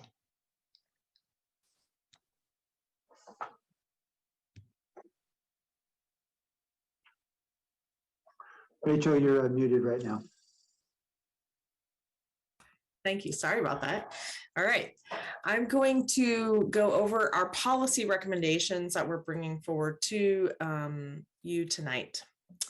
So the first portion of our policy change is to expand the definitions included in the City Council policy for each category that's identified in Council Policy 1-18. These changes will provide clarity moving forward regarding the types of costs that may be included in each category. The first category will be renamed the creation of new affordable housing for extremely low income households. Funds in this category can be used on a broad range of activities supporting new development, acquisition rehab, and limited funds for building out of commercial space. For example, building a childcare facility on the first floor of an affordable housing development. The low-income category mirrors the extremely low-income category definition. The moderate income category will state the creation of new for sale and rental affordable housing for moderate income households. And finally, the homeless services definition is broadened to the homeless support programs, including prevention and rental assistance and shelter construction and operations. This change will continue to support funding homeless prevention efforts, legal services, while also supporting outreach teams, safe parking programs, and both construction and operation costs of our interim housing sites.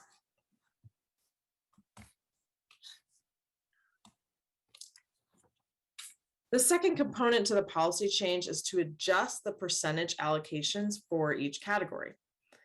Our recommendation is to bring down the allocation of funds to the extremely low income category from 45 to 40%, the low income category from 35 to 30, the moderate income category from 10 to 5%.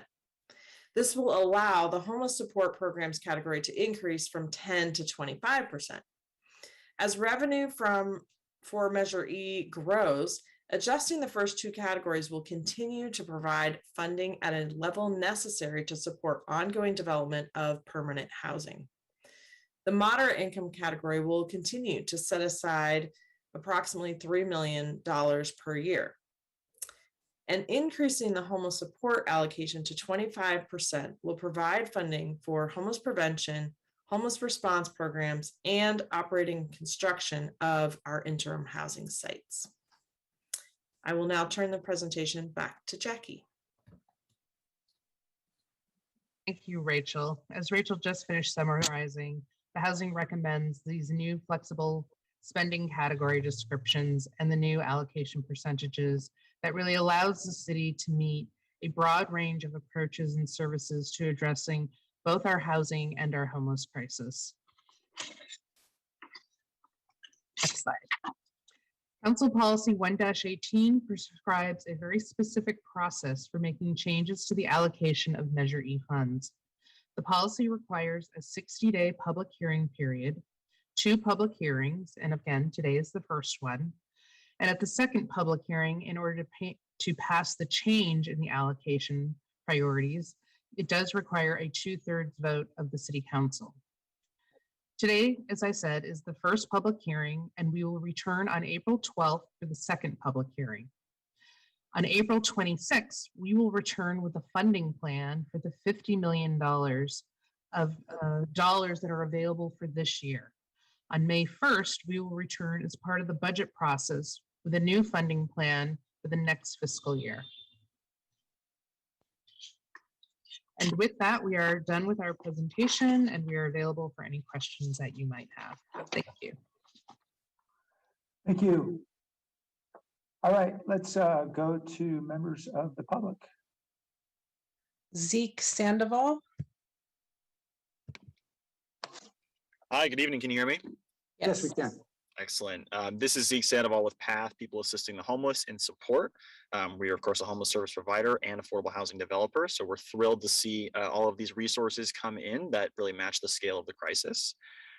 Every day at PATH, we see how rising rents and our emaciated social safety net push San Jose residents to the brink.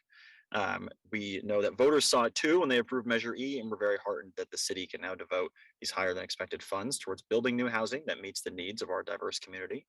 So we know that permanent supportive housing is the best tool to get someone stably housed long-term, and we're satisfied with the adjusted allocation amounts in the staff recommendations. We would suggest that the council guarantee at least 10% of these funds go to prevention and rent assistance efforts. As operators of interim housing, we of course believe it has a place in the region's homelessness response, but we know that the best way to end homelessness long-term is to prevent it in the first place. So we ask that you approve these recommendations with that protected focus on prevention. Thank you very much. Paul Soto. Yes, Paul Soto from the Horseshoe. Mayor, I remember when this is one of your better ideas. I remember when it was an idea and it came and it bore fruit. Okay, we need some action and we need serious action. One of them is that market rate housing. That has to be cut off. That market rate housing now, it needs to be capped at 50% until these low income and extremely low income housings can be built up and maintained over a 3-year period. The allocations of the money is 5%. That's about right. That's about correct. But you accepted also, Mayor, responsibility for the deaths that are happening on the street, that it was not their fault that they're there. I know that you're one person, but you do have the influence and you do have the power to influence these types of votes. So all I'm asking is that you do this because literally lives are at stake, man. And some of those are my people. Ray Bremson. Good evening, Mayor, Vice Mayor, Council members. Ray Bramson, Chief Operating Officer with Destination Home. With the passage of Measure E in 2020, San Jose voters approved a critical new local funding source to fund permanent, deeply affordable housing and prevent homelessness. Over the past 2 years, as staff noted, this measure has begun to bear fruit, creating hundreds of units while also keeping thousands of vulnerable families in their home. That's why we're so grateful for housing staff's thoughtful spending plan that continues to prioritize resources where we need them the most. We thank Councilmember Esparza, Jimenez, and Cohen, and the subsequent support from Councilmember Davis and Mayor Liccardo for their memorandum to approve the housing staff spending plan recommendation, while also continuing to set aside funds for the future necessary work of preventing homelessness. This is a compromise plan, but we believe that staff recommendation will help us get there, and we urge you to support this work going forward. Thank you so much. Call in user 2. Hey, I want to know how many people who are homeless started smoking marijuana and still smoke marijuana. You think they're buying it at those dispensaries that you guys have at a high tax rate? You think these guys are dealing marijuana like there's no tomorrow? But meanwhile, we got to give them a house because, well, they've got problems and everything else. I don't know how many people get subsidized housing or dealing dope out of it. I guarantee you a lot of the people are doing that. Hey, have no income, get a free place to live or a subsidized place to live, and sell all the marijuana you want because the city's so stupid. They tax the marijuana all the way through with all these high excise taxes. You guys deserve the problems that you have. And you want to keep building all these homeless or these low-income housing places, you're only going to get more people moving here saying, hey, man, I can move into a free or subsidized place and deal all the pot I want and nothing's going to happen. Tessa Woodmansey. Well, yeah, thank you. Well, we've been trying to do affordable housing at 615 Stockton Avenue, and our city councilwoman says, Deb Davis, that it's because of the state, and she's wrong. There's a full document of why they did not allow affordable housing to be built at 615, and she needs to get it, but I guess she's too busy trying to run for mayor, and she doesn't keep in track of what is going on. And it isn't the state, it's our city, it's our general plan that wouldn't allow affordable housing to be at 615 because it was too close to pollution. And you know, these are the issues. Meanwhile, we're living with this pollution, and so the decision making and you know, we've got a hotel. That's what you're putting into our neighborhood. So it's really all about our general plan and to really support affordable housing. And we need to get onto that and not make mistakes about it. Huáscar Castro. Good afternoon, Mayor and Council. My name is Huáscar Castro, Associate Director of Housing and Transportation Policy at Working Partnerships USA. We appreciate this important discussion. The passage of Measure E was crucial so that the city has a local ongoing source of funds towards various housing solutions. We appreciate staff for their recommendation, recognize the need to fund new buckets of work while ensuring that ongoing efforts are not hindered. We also appreciate and support the recommendation laid out in the memo by Council Members Jimenez, Esparza, and Cohen, and also other memos that highlight that accepted those recommendations as well. The memo did a great job at highlighting the importance of having no less than 10% of overall funding for homeless prevention and rental assistance. Homeless prevention and rental assistance have been a crucial resource for families at risk of eviction. The COVID-19 pandemic has further amplified that reality. We look forward to continuing discussion and hope that Measure E, as it's starting to bear fruit, can continue to support these various initiatives that are very important. Thank you very much. Andrea Portillo. Hello, can you hear me? Yes. Hi, good evening, council members. My name is Andrea Portillo. I'm the Community Organizing and Policy Manager with Somos Mayfair. As we begin to discuss potential changes in spending allocation for Measure E funds, we would like to take a moment to remind everyone of the deep thought that went into the original spending plan, so that Measure E funds could support each solution accordingly, from homelessness prevention to production and preservation of affordable housing. All of these priorities are critical towards addressing the numerous housing challenges facing us today. We commend city staff for their recommendation so that new work can be appropriately funded while existing initiatives still have adequate resources to continue to move forward. We would recommend that the following modification be added to the staff's recommendations. No less than 10% of overall funding be allocated specifically for homelessness prevention and rental assistance. This modification is crucial to ensuring that funding for homeless prevention and rental assistance. Jill Borders.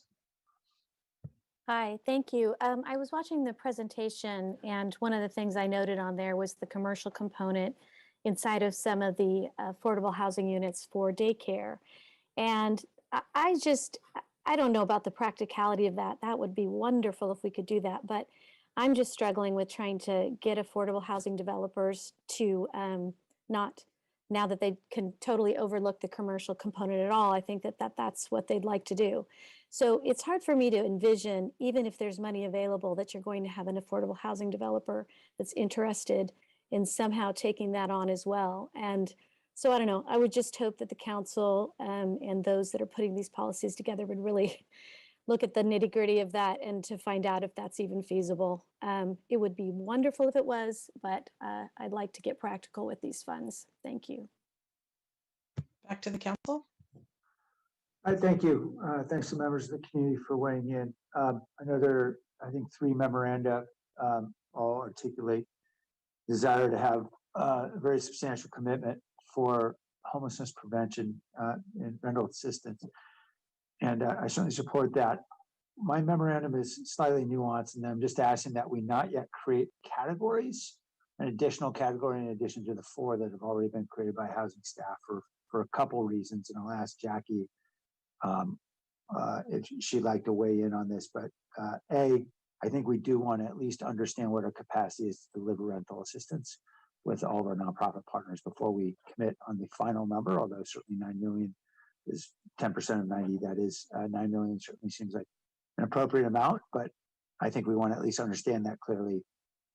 Secondly, I know that we're going to want to think holistically about all the sources of potential funding for our many goals with regard to homelessness assistance and affordable housing.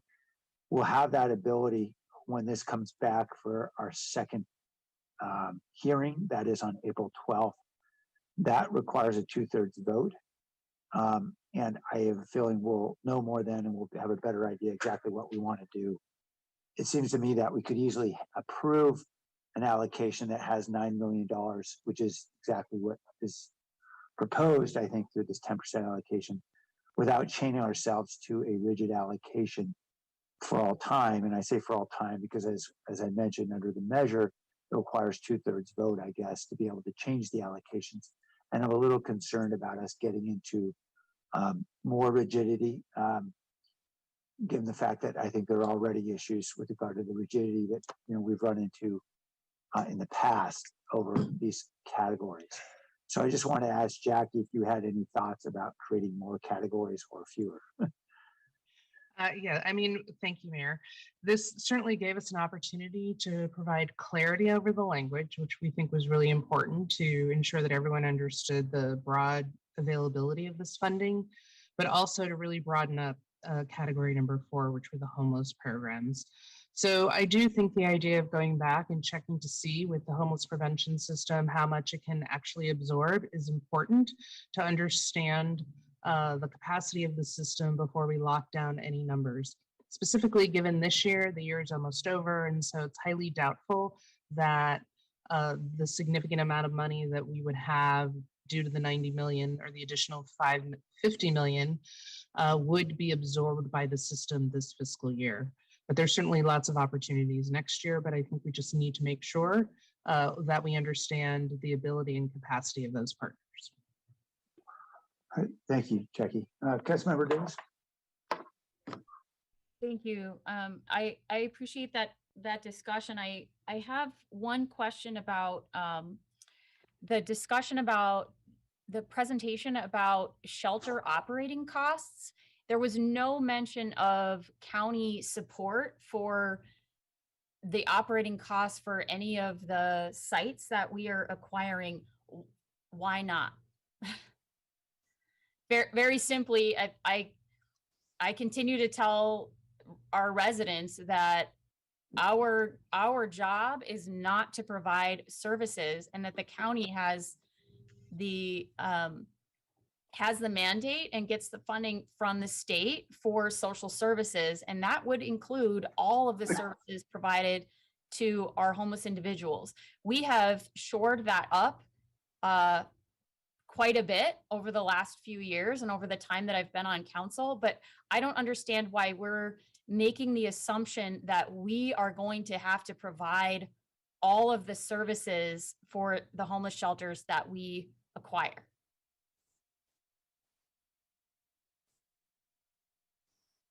Well, the county hasn't expressed any interest in investing in these particular shelters. They are working on expanding the shelter system in addition to the work that we're doing. They do have a tiny home community in San Jose. They do support some, I think they support a couple of tiny safe parking programs through some churches in San Jose. So they do some limited, and actually they do support the shelter that's in your district over by the Willow Glen Tennis Club. That is 100%. Pedro Street, that is their site that they acquired and run. Correct, and that is their site that they've acquired and run. They have not, and technically we haven't officially asked, will you take these on? My guess is they don't have the capacity to do that, but between now and then I'm very, it's something I could ask regarding their appetite, and we could work with the city manager's office to see if they have any plans to absorb any of our shelters. They have not indicated that they could do that now. And they are operating, again, they are operating all the non-congregate shelters originally in the response to the pandemic. They did open those up, and we had some in San Jose. They've already decommissioned. But they do have some shelters across the county specifically for COVID-19, but not long-term. But they provide the services for all the permanent supportive housing. So we have is that correct? Actually, the city has $1 million contract where we're providing the services for them in conjunction with their housing. So the challenge of the world of housing and homelessness is that it's very rare for the funder to provide both the capital dollars or the funding for the housing and the services. Right. So the county has had to piecemeal a hodgepodge of services dollars to connect it to frankly, the dollars that we're providing on the construction side. So we do have $1 million investment, and we are planning as part of our funding plan to come back with an expanded investment in services dollars to support the work of the county. So there is precedent for the county providing services at city sites or city funded sites. And so I think it's really important to continue our partnership to make it very clear that the service piece is not the piece that the city is responsible for. We're going through and acquiring these sites, and I don't think that we should take on the services piece that is the responsibility of the county. We're not the city and county of San Francisco. We can't take on all of this ourselves, and we need to make sure our dollars go as far as possible. I understand, Mayor, your point about not wanting to have multiple categories. My concern with not breaking out the categories and waiting until April is I don't know that change is in accordance with the spirit of our guidelines for how we change Measure E. If we don't change it now, I don't think we can go to 5 categories in April. That's my understanding. We actually looked into that, and perhaps maybe that Nora wants to weigh in or somebody in housing. We actually asked that question, so it's a very good question. My understanding was the time we can propose any time before the second hearing. I'm just looking for. You can propose up until the vote. So it is a noticing requirement that we are going to make the change in the allocation, but it is not a requirement to actually be posting the exact change. It's just a notice that we're going to make the change, make a change. Okay, well, that makes sense to me. So I think what I would like to do then is to move a hybrid of all three of the memos, including my memo. The point about my memo that I understand if we're not going to break out the 5 categories now, so I'm happy to go with the mayor's recommendations in that respect about coming back with more information. But I just want to point out, safe parking wasn't broken out specifically in the homeless support services, and I think it's really important to put that into that category, especially because that is an area where we are deficient. We have up to 1,000 people, possibly more, sleeping in their vehicles every night in San Jose. There is a tremendous need for safe parking, and that's one area where, again, we are deficient, and we have pending Project Home Key sites that have parking lots. So we can marry these two needs, and I think it's important to call that out. Yes, council member, we actually did catch that. I think because of conversations we had with several council members about not calling it out. So it actually is in the memo. It was not in our briefing sheet that we originally provided to council members, but we caught it thanks to conversations. So it is in the actual language in the memo, and it was part of our presentation. Okay, so that wasn't what I saw in the, I saw it in the presentation, but that wasn't what I saw in the original memo. Maybe it was in the supplement that I missed that, but it wasn't in the specific in the recommendation. So I just wanted to be clear about that.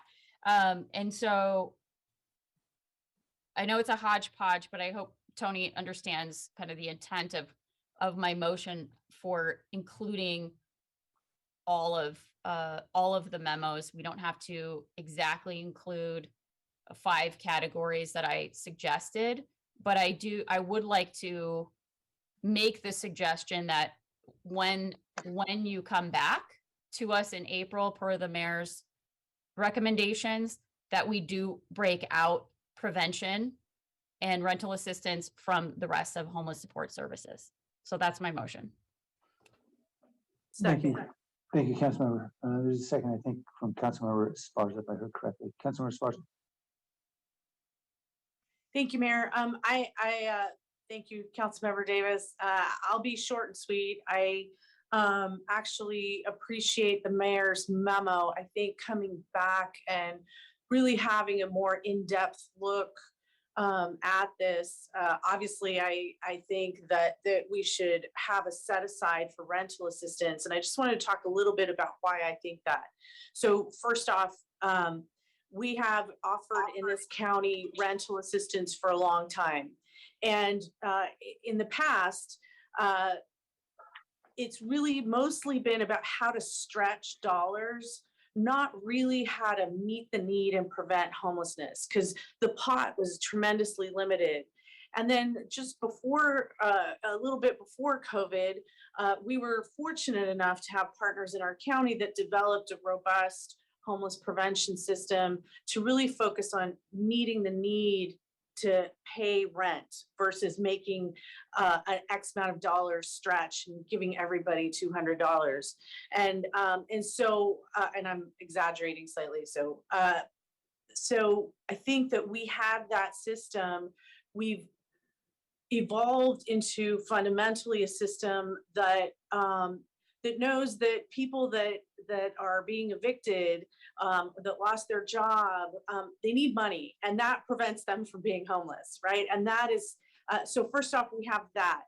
Secondly, what we've seen with COVID is we've seen an expansion of the partnerships in our county, and it's been remarkably efficient. In fact, I think we were the last county in the state, correct me if I'm wrong, somebody, but I think we were the last county in the state to sort of give up our local system of offering that assistance. So we were so successful in moving money in a state where that was frankly very slow to give money out despite the tremendous need out there. And so I don't think that this is going away anytime soon. And I do think it will continue to be a need. And I think it was a very good idea of the mayor to say, hey, let's have a more in-depth look at this. Let's have a more in-depth look at this system, because I think what we're going to find is that that need is there. That's it for me. Thank you.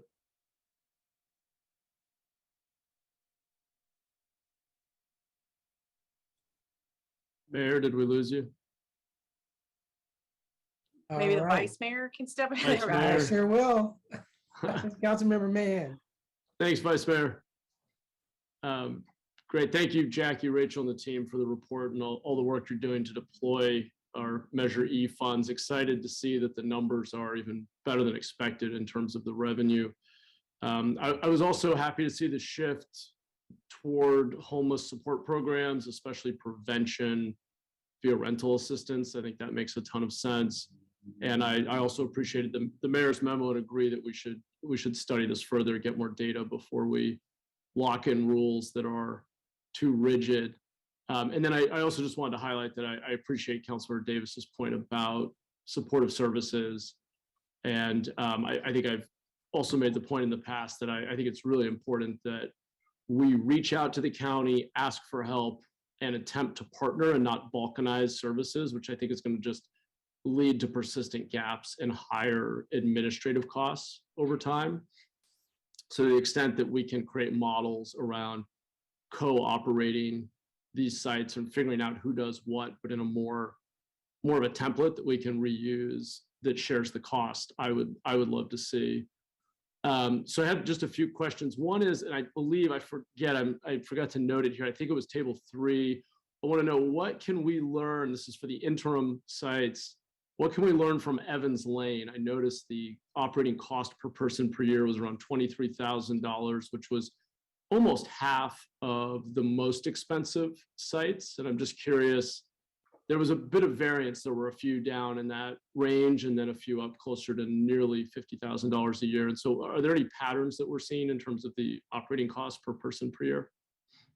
Well, first of all, I want to acknowledge the mayor and his help for securing a grant from the San Francisco Foundation that's going to help us actually to do the work that you're suggesting. So what we've been able to do, because we have been reacting so quickly, and is that we've been issuing RFPs, of which the nonprofits have been responding to, but really what we need to do is create a whole system of how we operate those the most efficiently that we can, and ensuring that they are all operated at a certain level of quality and with expectations. And so we're very grateful that the providers who have just jumped in to do this work, but we know that we have some additional work to do, and the grant from the San Francisco Foundation will allow us to understand how they're operating and best practices. And we're hoping we will be able to implement some cost efficiencies as a result of that work.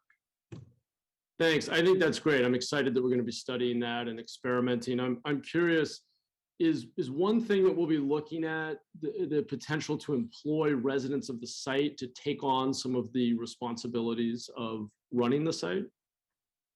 That is part of the study, is to look at if other facilities have been able to use residents of the facilities to help to drive costs down or to create job work experience opportunities. So we are exploring that as well.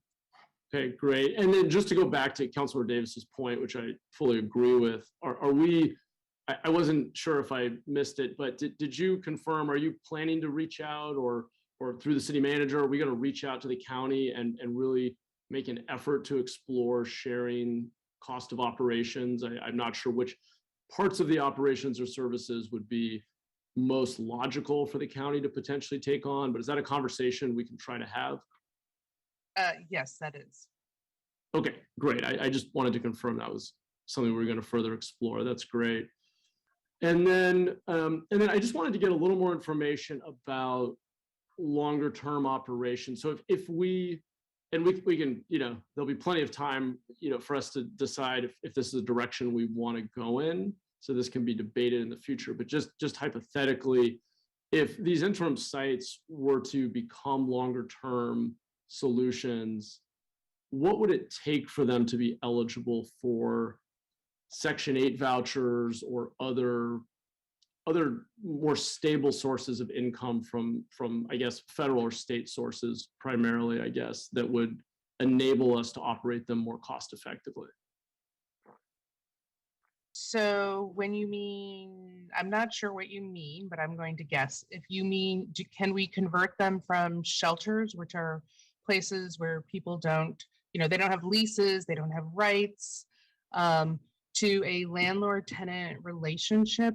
They have been built under the Shelter Crisis Act. We were able to do them quickly because we didn't follow zoning and code requirements. And so we would have to go back into some of the sites and do and ensure that they met the zoning, the general plan, any other requirements. Some of the places we picked were very close to transit corridors where there's lots of car traffic, which might be okay if you're in a shelter, but may not be so great if you're living in there full time. So first, we'd have to ensure that they could meet the housing code and the planning requirements. If we can get past that particular hurdle, then people have housing vouchers and they're always looking for places to live. If that would be a place that they would choose to live for a period of time, that would always be an option.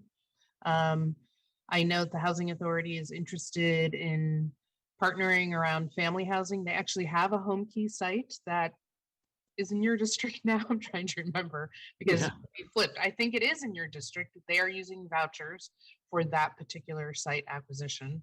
And there is a activity now that we're exploring with the Housing Authority and the county, which would allow us to voucher them to use as a temporary holding place as the site in Councilmember Davis's district, which is in San Pedro. It acts as a kind of a holding site for people who are going to enter permanent supportive housing, and they are in there in advance so that we can get them ready to move into their permanent home. So there is an opportunity to use vouchers there. But otherwise, the only other option is that people pay some portion of their income towards rent. The last thing I would say is that, we are going to do some work at the sites, kind of meeting with people that live there to ask them what they think about the potential about living there long term. Would that be of interest to them? And the reason why that's important is because our experience with Sure Stay is, people are really struggling with the fact that they don't have full kitchens in those facilities. And we know that the smallest units in our affordable housing system are the hardest ones to remain occupied. So when you move into that rental relationship, people move around way more quickly. So I think we have equity concerns, we have safety concerns, and we just want to make sure that the units are habitable for long-term living. Yeah. Well, I'm glad we're doing that investigation. I fully acknowledge they're not ideal for a long-term stay. I guess as long as it costs us $850,000 a door to build new units, and the alternative is living in a tent by the creek, this does feel like a middle path that may help us scale up dignified shelter for more people. Right. So then I just had to jump in because sure. While the units cost us $850,000, that is the unit cost. I just want to remind you, Councilmember, it only costs us $125,000 to build the unit, and there's no ongoing obligation from the city. So I'm not so sure it's a cost argument, because I would say it is way less expensive for us to do permanent supportive housing because the city does not bear the long-term cost of operating it. However, I would agree with you that these are much faster than the 3 to 5 years it will take us to get the permanent housing. Yeah, look, I don't want to have a long back and forth on this. I do think at the end of the day, from the taxpayer's perspective, the city's contribution might only be $150,000, but the cost to build is $850,000 a door. That's all public subsidy. So out of every taxpayer's pocket, the cost that matters is that it's costing us $850,000 a door to build housing for people. And so what interests me about the model, and I acknowledge it's not ideal, at least as we've currently built them, for long-term stays. I fully acknowledge that. But the fact that we can actually build a private individual space with a room, with a door that locks, with storage space, with an in-suite bathroom at a fraction of the cost of what it's taking us to build full-on apartments out there is intriguing. I mean, it's something we should pay attention to and try to learn from, and I think gives us a chance to maybe turn the corner on this crisis a bit faster, given the thousands of people, as you pointed out, who are suffering out on the street. So anyway, that was my only point. It's just the cost effectiveness of the model is interesting and may give us opportunities to innovate.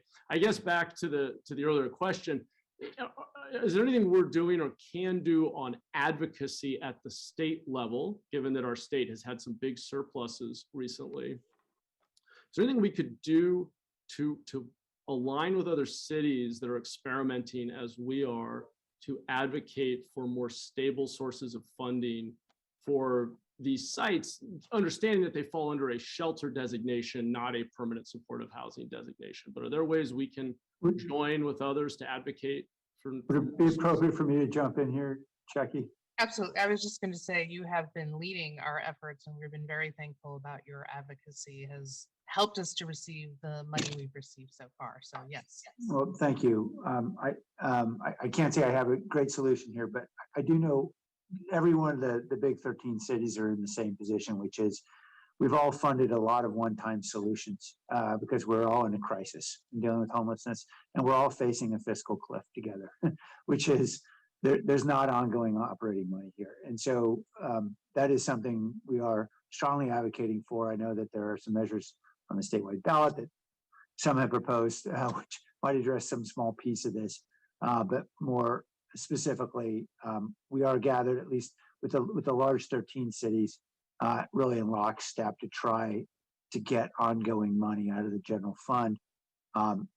Governor has been resistant to the idea of actually committing ongoing general fund money to this purpose. And so that's why we're getting these one-time allocations. We're hopeful this time around we'll be able to try to secure something. But suffice to say, I think everybody on is working together on Sarah Zarate's team and our team to try to see if we can work with other cities to get that funding. Awesome. Thanks, Mayor. Really appreciate your efforts there and those of city staff. And I see I'm over time, so I'll leave it at that. But thank you for all the information. Thank you. And if I could just also jump in on Evans Lane, my understanding is one reason, and Jackie, correct me if I'm wrong in this, one reason why we see slightly lower per person costs is because those are family units, and we have a smaller number of units, obviously more children. They don't demand quite as much service. Is that fair, Jackie? That is correct. Okay. Councilman Carrasco? Well, thank you so much, and I appreciate the conversation that's been had. But along those lines, again, as if I were a 4-year-old, minus the Oreos this time, if you could help me, because I actually have to sneak into the kitchen and look for some after that conversation. If you could help me understand, Jackie, because I need to be able to explain this to other 4-year-olds. When I look at the cost of, say, like Mayberry and Felipe and Monterey, when I look at that 48,102 per bed. I think, wait. Per bed per year. Just help me break that down so that I can help others who are asking me why that cost is what it is. Just in very simple terms. Sure. So that is the annual operating cost, and it includes things like security on the site, the case management, people who are operating the property piece of the site as well. And so that's the total cost to provide the services, security for the 40 residents that live there. Case management. Because someone that would look at that would say that we could pretty much be providing almost one assistant per person. It's per bed, per person. And for that kind of assistant, I mean, we could be almost performing miracles in terms of the kind of support that we could be providing.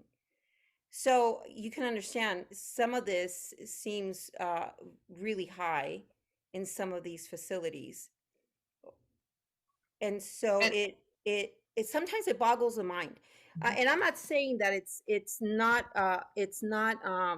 accurate or it's not worth the cost, obviously. But I think to Councilmember Davis's point, and I spoke a little bit about this. I touched upon it last Tuesday.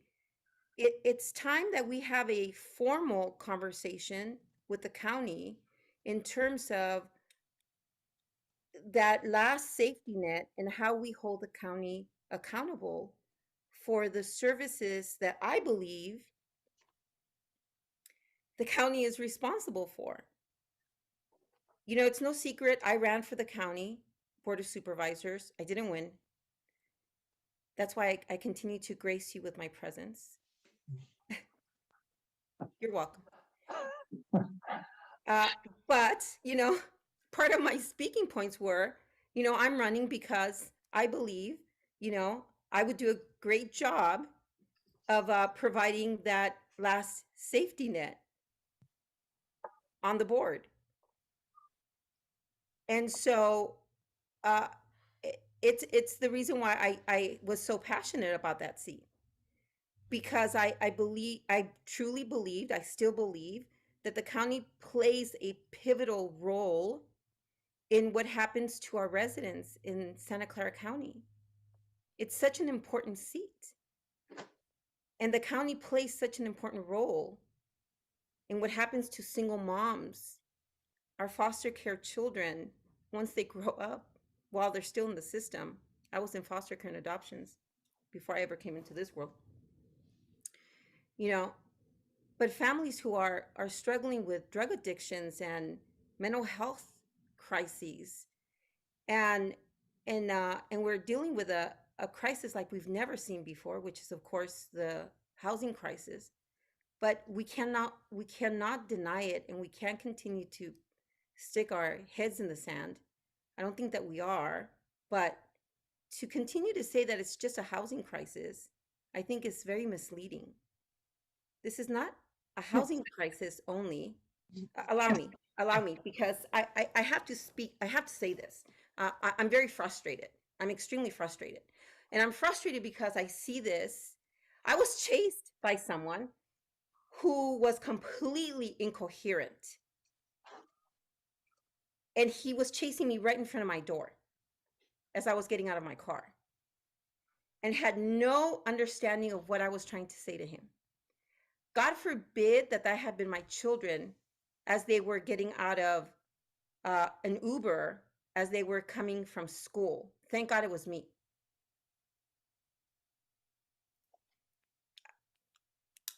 And it was very clear to me that he was high as a kite, for one. But when the police officers actually tracked him down, it was clear that there were other issues that he was dealing with. And they let him go. There was nowhere to take him. And so I'm really struggling with the issue that we're dealing with, and the folks that are truly struggling on the street and that have nowhere to turn, and that we have essentially turned our backs on them. We've turned our backs on them. We're all complicit in the crisis that we're seeing on the street. And so my question is now, as we're desperately trying to get the state to give us money, convince our voters to vote on measures so that we have a consistent funding source, there are folks who currently will not accept services because they are incapable of making that decision. And so where do we turn as elected officials? I have a responsibility to my neighborhood, to my residents, to those who voted for me and those who cannot vote. I have a responsibility. Where do we turn? And when do we start having these conversations with the county, the last safety net? These were my speaking points. When do we start having a conversation with the last safety net who has a charge to look after the most vulnerable among us? And I will tell you, I will say this out loud so that it's on public record. If you see me on the street, please do not believe that I am capable of making a decision for myself if suddenly you see me barefoot and disheveled and you believe that that's my choice. It is not my choice. I'm going on record right now. It is not my choice. Take me in. I am incapable of making a decision. Something's going on with me. I don't want to subject myself to being raped, mutilated, held hostage, and kept out, exposed to the elements. There's something wrong with me if you see me out in the street.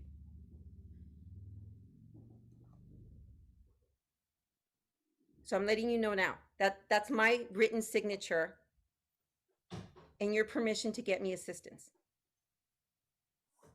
It's a frightening thing that if I can't give you my verbal consent, that you would just leave me there to fend for myself against individuals who might truly harm me in one way or another. So besides asking the taxpayers for additional funds to continue building or continue managing these facilities, what other options do we have in terms of asking our last safety net for their end of the responsibility? Okay, I'm done. I would like some response. So thank you again for your compassion around this particular issue. And what I would say is that I would acknowledge this is not just a housing problem, as you've stated. So the lessons I've learned through doing this work is that, you can't really survive in San Jose earning $900 a month, which is what so many of the elderly people who are in disability that are living in Sure Stay are earning. That's the benefit that they earn. And so we have failed safety net systems that start at the federal and the state level that don't provide sufficient incomes for people who are elderly or people who are disabled to live here in a dignified manner.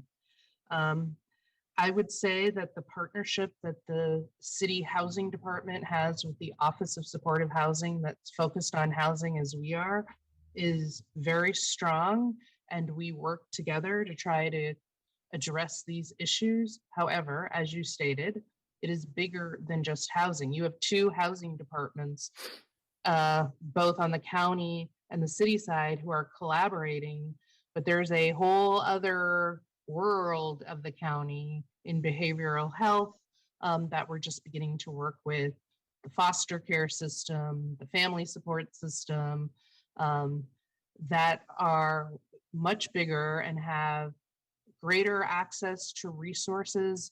And as part of the community plan, the county is beginning to look at how can they engage those systems in becoming a player in responding to the issue of homelessness. It is a conversation they've just started. On February 28th, they're going to start the conversation on expanding mental health services and looking at how mental health services are delivered countywide. But I think you raise a good question regarding where do we have those partnerships? How do we create those stronger partnerships, and how do we make the connection between a city and the county? It is very challenging and difficult.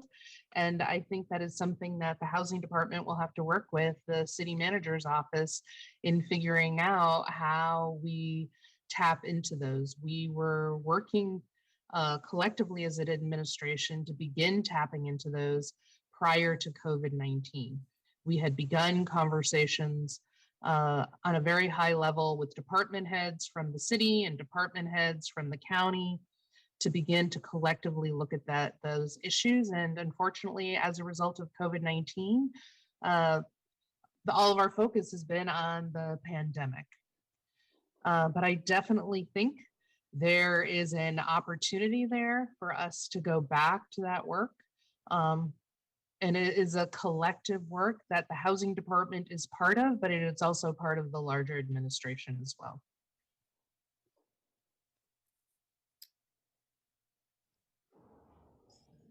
Yeah, thank you. I appreciate, thank you. I appreciate your response, Jackie. I guess I guess what I'm going to ask for is,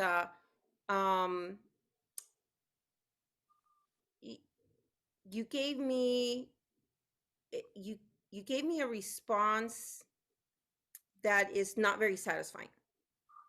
I just have to say, and it's not your fault. I'm not blaming you, because I know that there's a lot of moving parts and there's a lot of systems that are involved that have been broken for a very long time, and it's very complicated. I don't believe that this is an easy issue, nor are there easy answers. And I think that and I think it's going to be a long time before we resolve this.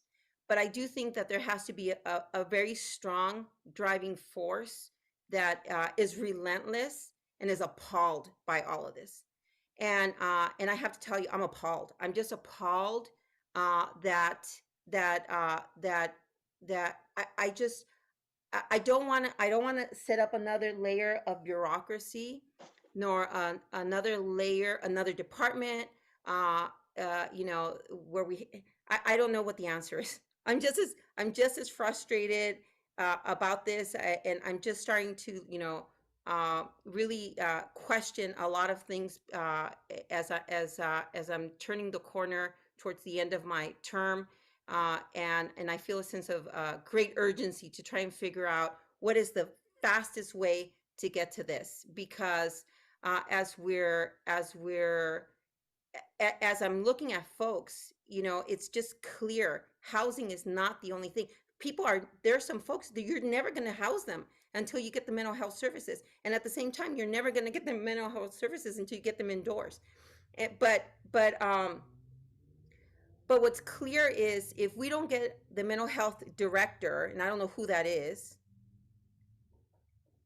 you know, and start applying some pressure. And I know that is going to have to come directly from the city of San Jose, and a meeting of the heads. It's not going to move fast enough for our folks. It's not going to move fast enough. Councilman So anyway, Kraft, I'll reserve the rest of. Well, I'm done anyway. yeah, you don't have any time to reserve. Yeah, but we can still come back to you. I'll reserve the rest of my time, Mayor. You can reserve somebody else's time, but not yours. Thank you, Mayor. Councilmember Davis. Thank you, Mayor. And I know that Councilmember Perales hasn't spoken. I'm not going to make any more points. I just want to add to my motion. I have the same frustration that my colleagues have, and I know I kicked off this discussion that Jackie probably thinks is a tangent, but I want to just add to my motion, and I think Councilmember Carrasco, you worded it just appropriately. I want to add to my motion direction to staff to have a formal or begin a formal conversation with the county about their responsibilities for providing a social safety net to our homeless residents, including drug and alcohol and behavioral mental health services, and to bring that back when you come to us with this in April with this second hearing, to bring back a status report to us about that. So that's an addition to my motion. I hope that's okay with Councilmember Esparza, the seconder. So just a question. So is that a presentation from county staff to our staff, and then our staff is going to be sharing that presentation to us in April? What's coming to us in April? No, I want our staff, city staff, whether it's housing department or city manager's office or someone that she designates, to actually begin that conversation. And when they bring back this report and the recommendations from Mayor Liccardo about the rental assistance, that they also bring back a status report on how that discussion, how far they've come, where they're going with that discussion about the county's responsibility to our homeless residents with social safety net services. Okay, I'm okay with that, and then I'll reserve my other comments until it's my time to speak. Thank you. Thank you. Councilmember Cross. Yeah, thank you. And I appreciate the discussion as well. Not everybody that's with us today was with us when we had a couple actually joint study sessions with the county. And one of the topics of discussion was what we're talking about here in regards to the additional safety net services, specifically with our homeless community members and specifically around mental illness. And in fact, it was a number of years ago when we had that discussion, and I recall myself and Councilmember Camus having a robust argument in an attempt to get the county to opt into Laura's Law at that time, which we now know as of last year they have. And that was one tool, right? That there was an interest on our part to see the county step up and utilize that we couldn't, right? That I think we attempt to use as many tools as possible, and this was one that the county had at their disposal that they had not enacted. So I just, in regards to the sentiment that I've been hearing from my colleagues, add me as an agreement on there, and I think that there's a need to be good partners in this regard. We know that resolving this issue of homelessness is not something that we, the city, are going to be able to do alone. The county's not going to be able to do alone. Our nonprofit partners are not going to be able to do alone. It's truly going to take a comprehensive and collaborative effort, and really, being creative in looking at our approaches and taking responsibility for the issues that are in front of us. And so, I think I understand the concerns intimately as well with my own, whether it's personal experiences, as Councilmember Carrasco has pointed out, or really just representing the community in downtown as I had and as I have in the challenges that we have faced, seeing it firsthand and day out. It's certainly, I think, it's a major issue. A thing of I think of benefit to us today is what we're talking about now with additional resources. So I do want to say thank you as well to Mayor Liccardo for his efforts on Measure E and all the nonprofit partners, community advocates that helped to put us into this really good predicament that we're in today, which is discussing additional resources and how we might wisely allocate them to address this. Again, there's this desperate need that we have for not only helping to resolve homelessness, but the affordable housing crisis that we have here in our city and in our region.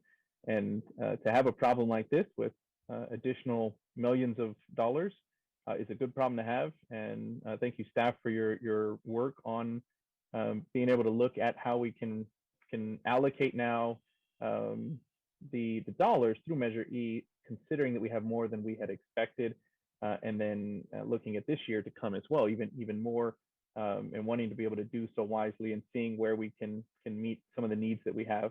And so I want to say thank you, for your work on that. I do appreciate the dialogue that we were able to have on your suggested allocations, and then my colleagues' suggestions, and the motion that we have here today, which looks like we'll get hopefully some unanimous support on, and then be able to come back. I know that Councilmember Davis was talking about that in an opportunity to maybe drill down a little bit further.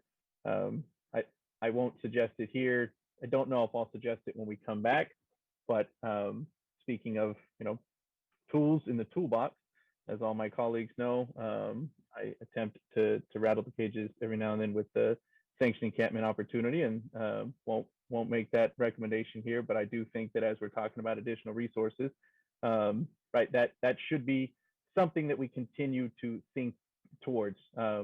Much like the emergency interim housing communities are not meant to be long-term permanent solutions, neither are sanctioned encampments, but I think that is a piece of this puzzle that we have been missing to help us down this path of getting people off of the street and then ultimately into permanent housing. And ultimately, I think, I agree with a lot of the commentary that was said in, right, that dignified housing like that is not going to come quickly or cheap. We recognize that, but we do need we need the full package of solutions to get us from where we're at today to get to that ultimate destination where there is enough significant housing for everybody, dignified housing for everybody that needs it. The timeline and the cost for that, we know is very significant. That's why it is important that we do continue to allocate a significant amount of our resources to fund those solutions. But I think we have to be realistic and be able to identify some shorter term solutions. And so I appreciate that we're doing that here. We'll be able to allocate these additional resources in a way that will help us in more broadly. And so I'll leave it at that for now, but may consider, much like Councilmember Davis, some potential additional recommendations for resource spending as we come back. Thanks. Thank you. Councilor Esparza, you made a reference to coming back to speak, but I didn't see your hand. Did you want to speak? Oh, you're Done muted. something. There you go. All right. Okay. Thank you. Thanks. So in the context of a discussion about support services, the county is not doing nothing, right? They have an enormous safety net. And so there is work underway. I think that there is much more to do. And I'm interested in hearing more about these services, particularly in terms of on-site medical care, things like security. There are things that we can do, and we do it through partners who, by the way, are stretched just like everybody else is, because we've gone through a pandemic. And because I have a lot of sites in my district, I know how hard it is out on the ground to get some of these initiatives going. And I support the effort to have a conversation so that we can plan more concretely as we look at expanding sites and correspondingly match the expansion of services. I do think we have to have an open conversation, and I wanted to ask a couple of questions. So Lee, first off, our joint meeting, or Mayor, maybe you know this, our joint meeting is tentatively fall. Is that like just fall, correct? Lee, you want to weigh in on that one? Yeah, the county has communicated back on several joint meeting requests that they wish to kind of get through the pandemic and recircle with us and set something up for the fall, so after summer. So if we can use the April meeting as working towards that, and also an opportunity, not just for Measure E, but to look at our budget process, and are there certain things that we could pay for at the county, and before anybody freaks out, when we need a bed, we need a bed, right? We all know our MCAT team is out there, and if somebody needs a detox bed and they're willing to take it, that's a very precious moment in time, and we need a bed or a placement at the other end of that referral. And one of the things that we should explore is really paying for the expansion of those services at the county. And as we come back in April, one of the things I think that we should look at is through the county's pre-trial services, particularly for some of the hardcore populations that we're making references to. The county has some extensive reports in the Office of Pretrial Services that include specifically what beds the county thinks will be needed and where the gaps are. And I'm hoping that we can use April as an opportunity to have a substantive discussion about meeting those gaps. And I do think, the money that we're going to vote on to set aside for services, it should include security. And by the way, that's something that residents of shelters ask for, right? We tend to think not, but they want to be safe just like everybody else. So that's something that we can use money for. I do believe very much that a lot of folks who are homeless, or in fact, the data shows that being homeless shortens your lifespan. There creates a lot of health disparities, and there's a huge need for health services. And that's where the county and community clinics and others can partner with us so that we can just get it done. And I wanted to also really thank the mayor for his extensive lobbying efforts, from texting during council meetings, from early morning calls to late calls. I know the mayor lobbies for us, and the governor has gone to cities up and down the state, and frankly, I suspect the governor is hearing the same things in every major city in California. And so I'd like to see if we can add now, if that's allowable to add now, or if we can add it to the agenda for April, to add our IGR team and the mayor's office in lobbying for funding for support services and working with the county's lobbying efforts, because we are in budget season, right? We're in budget season right now. If we wait till June, we're too late. And so if we can partner with the county's lobbying efforts to get more funding, to the mayor's point, we need ongoing funding for support services. Many of the governor's efforts are focused around paying for permanent or interim housing, and really ignoring the fact that as what is in front of us right now, that we need supportive services. And frankly, folks who have been homeless, folks who are extremely low income or very low income, have needs and require support services. And so when we look at costs, the cost isn't just for 4 walls and a roof. These costs, in order for any site to be successful, involve those services. And so I wanted to add to combine our lobbying efforts for these support services. Is this something that we can do tonight, or do we need to wait, Lee, for April? Or Sarah? I'm not sure who to look at for the lobbying. I think it's already on our priority list, isn't it? Is that so? Yeah, I was going to say, I think funding for all of this is on our priority list. So much as partnering with the county, I think this is kind of like a tactical or strategic decision as we build coalitions in Sacramento and kind of push this forward. And obviously we've used the mayor's office and the big city mayors as part of that. But to the extent there are opportunities with the county, we always partner on those kind of funding requests. So I don't think we would need direction. I think this is something we can report back on. Okay, and so our efforts are partnering with CSAC in those efforts. The other thing that I'll add to this, and the mayor has heard me on this, is to include the certification process to our lobbying efforts. So just as the governor has sped up red tape for building tiny homes, there has not been a corresponding effort to cut through red tape for certifying additional beds.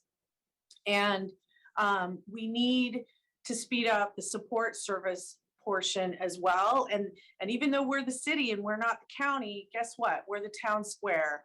We're operating now tiny homes. They're on our land. They're paid for by our contracts. And we need those efforts to be successful. If we make referrals, if our folks or folks in our facilities need those support services, those services need to actually be there, because I'll tell you, just because I have a lot of the sites in my district, 4 walls and a roof is not enough. They will not be successful if they don't have those services. So I will, I'll just stop there. Thank you. Thank you. I should say, I mean, we know the county, of course, is very constrained also in resources, but I think there's some opportunities now with the federal approval of the CalAIM program at the state level. It's going to enable particularly the mental health and treatment services to really accompany each of the unhoused resident individuals, as long as they're partnering either with the county or the county health plan. And the city may be able to play a role there. It's something we're looking into now, and we'll bring back to the council to consider. I did so want anyway. to just. I'm sorry, Jackie. I did want to just to clarify, because I don't think I did a very good job in terms of the county's commitment and their partnership with us. You know, they have funded 3,800 units through Measure A, and they pay for all of the services in those units. So anytime we do a permanent supportive housing development, it is the county who is providing the services and not the city. We're not investing in that place because, of course, we don't have funding to do that. So they're playing a significant role in the permanent housing world, of which they have made this ongoing commitment to ensure there are sufficient services. And they have come back into properties that the city initiated where we need additional services, and have really come to the table and brought those to ensure that people are getting what they need. So while they may not be doing it on the shelter side, I did want to just at least comment they are doing it very strongly on the housing side. All right, thank you, Jackie, for that perspective. Councilmember Reyes. Thank you. So I wanted to add about CalAIM, Mayor, that you just mentioned, and because I'm just listening to this conversation, I think this is a really great opportunity for us to connect with the county around how they, and they're just going through this process to figure out how they're going to serve Medi-Cal funded services, or the majority of the services that they render. And I know that they had been working on a what they call a CAST framework, which is a cross agency service team framework. And it's a service delivery that aims to have a very well managed care, comprehensive managed care. But it is really very much focused on collaboration. And it just really spoke to me, as we've been doing a lot of work with the county around our gender-based violence prevention work, as well as our child well-being work. And this is just the direction that we're going to, that I feel that a lot of systems are going to move into, because we're not the answer to the problems and the social issues that we have in our community. It takes all the different levels of government to play a part. And so I would love to see if we could have a, and I think what has been effective for me in the work that we're doing with child well-being and the gender-based violence items is to have joint meetings, but through the committees, so that we can actually get some action items completed. And Councilmember Davis, I think you're the one who has the motion on the floor. And so I wonder if maybe what we could include as part of this motion is to begin to have a joint meeting with, you know, whoever the committee is best to meet with the county. I just think this is a really good time to cross over, because they're trying to figure out how they're going to provide services, and everything is not set. I mean, things are just, this is an opportunity to actually leverage resources and leverage efforts in a very meaningful way. We've done it before. We've done it with digital inclusion, where we bought the hotspots, they bought the devices. I mean, we've just been doing a lot more of this work with them. And the childcare, we did it with that as well.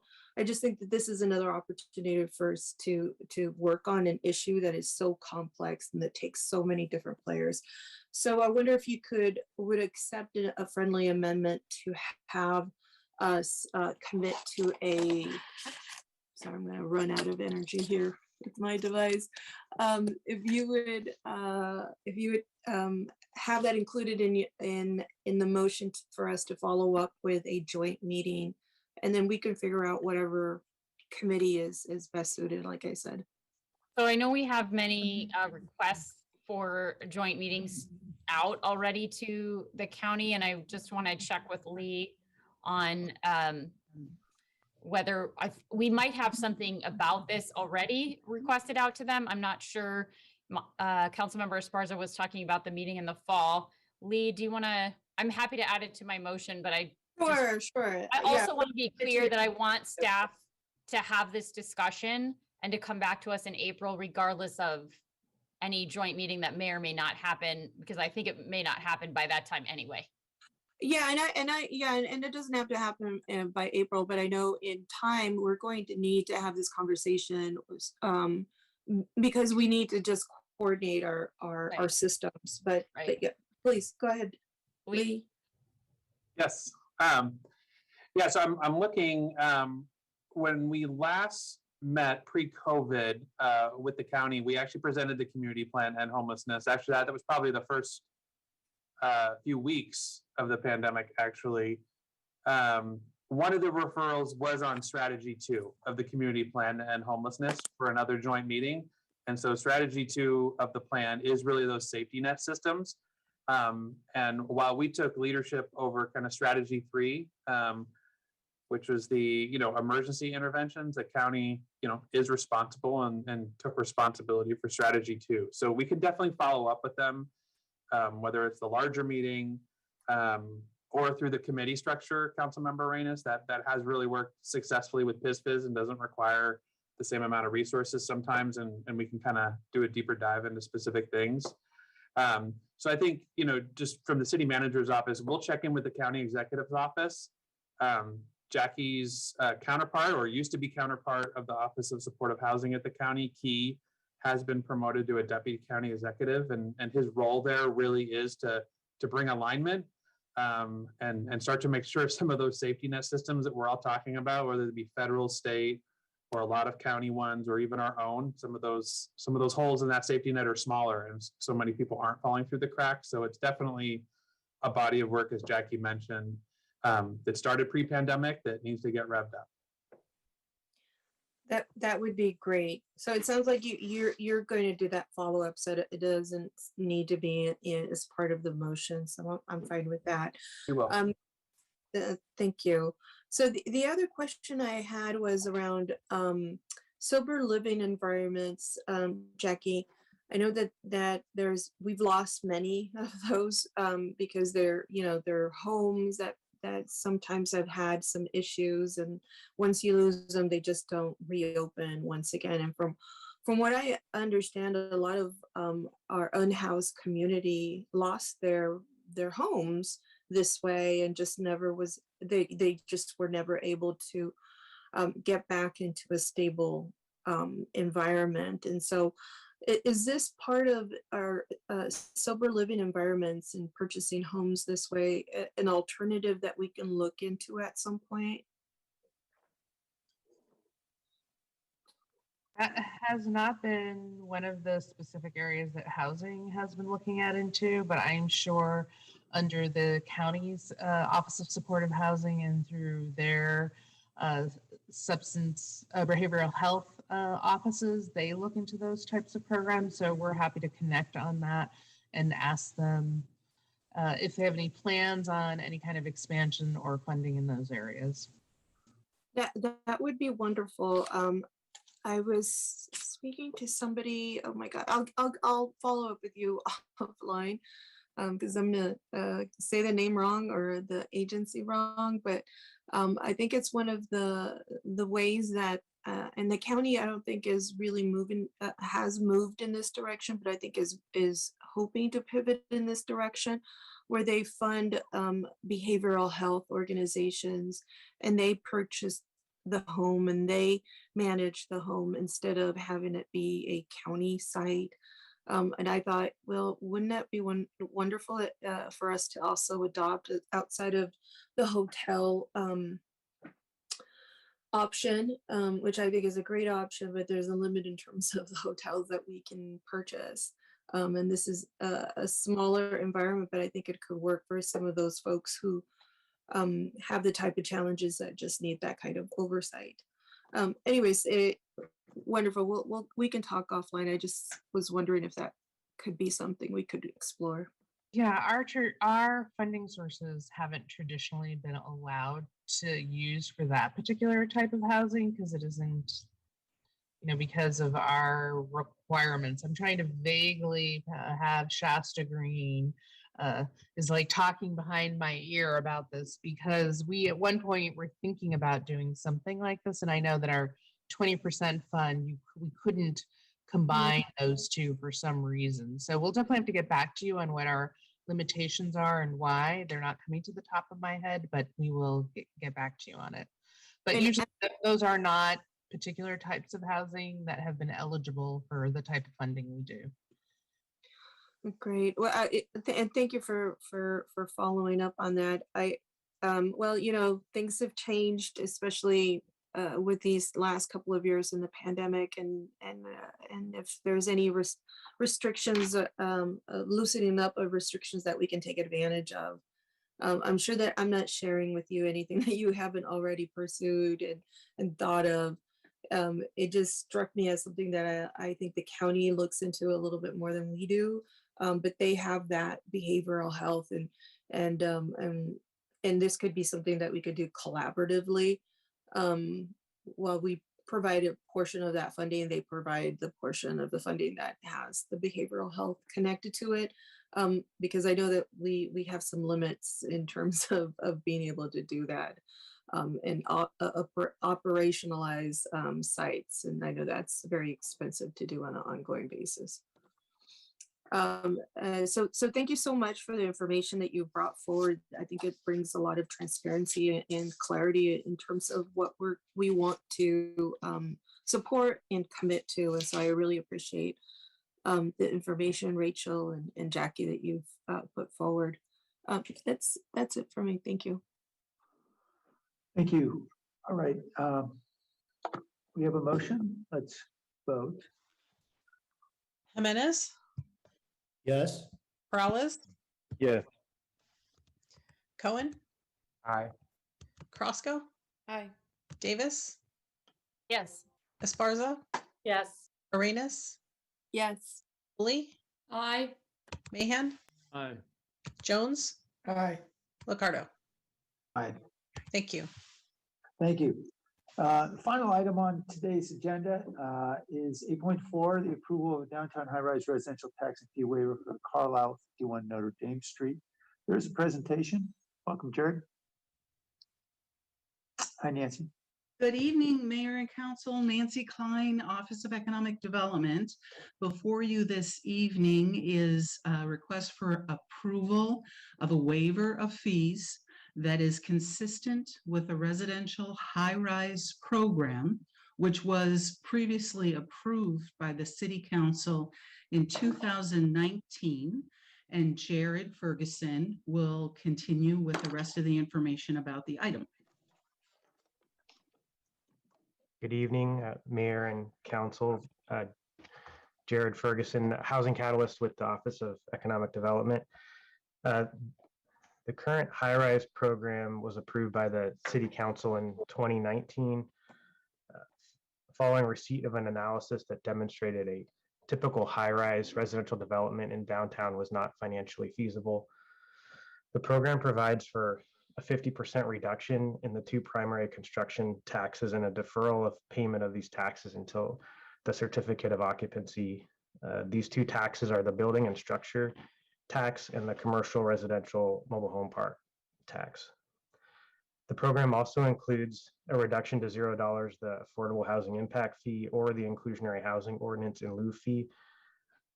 For this development, the AHIF reduction applies.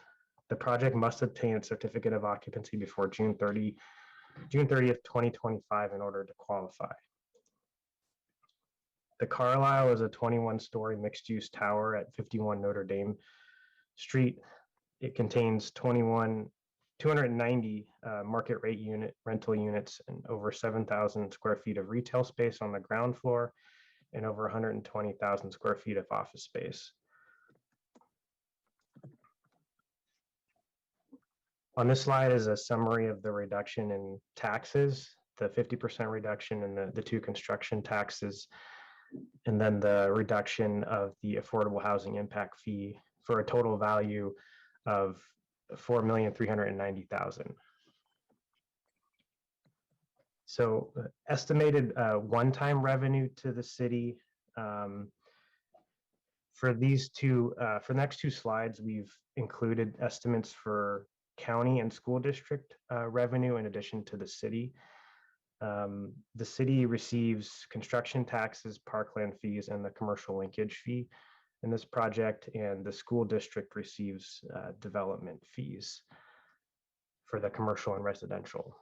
The total city one-time revenue is a little over 7.6 million, and the total one-time revenue, including the school fee development fees, is a little over 8.5 million. And then estimated recurring annual revenue to the city includes property tax, the city's utility user tax, the city's business tax, and sales and transaction tax. In addition, city and school district property tax as well are estimated here. Total recurring revenue to the city is 568,000, and the total recurring revenue, including the county and school district property taxes, is estimated just over $2 million. This concludes the staff presentation. The developer, Dennis Randall, is also present and available to answer any questions. Thanks, Jared. Thank you for that supplemental analysis. Appreciate that. Thank you, Nancy. Let's go to the public. Paul Soto. Paul Soto from the Horseshoe. Chale. That means no in Spanish. No, no, no, no. And here's the reasons why. There's 3 car garages there. I asked you for how many parking spaces there are.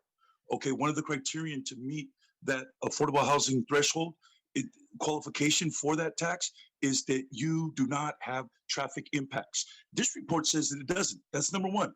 Number 2 is the fact that there's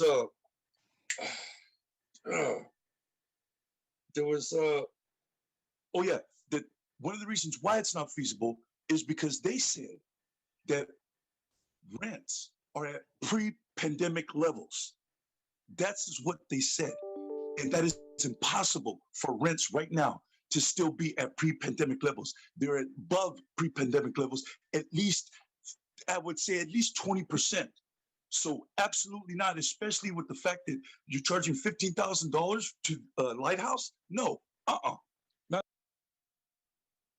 Nathan Ulsh. Good afternoon, Mayor, Licardo, council members. Nathan Ulsh here from the San Jose Downtown Association.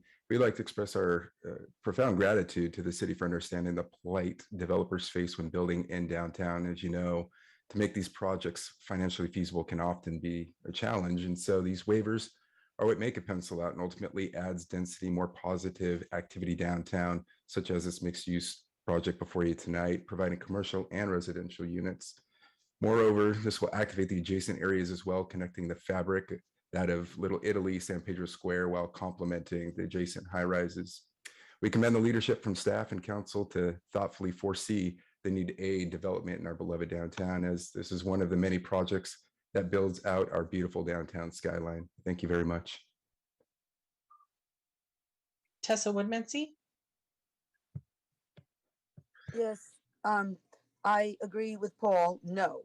And the thing is that what he was talking about with the, what is it, 3 stories of parking. And I guess it's like 250 residents and 500 cars, and that there's not going to be any pollution impact. Yeah, I know you ignore pollution. That's why my neighbors are dying of cancer, and we have high pollution levels, and our city and county has an F in air quality. And, you're saying, and to put those downtown where it's supposed to be a walkable community, we should have no car infrastructure. And this is what you're doing to our downtown. And you're doing the same thing with the SAP Center. You have to make sure that they get parking.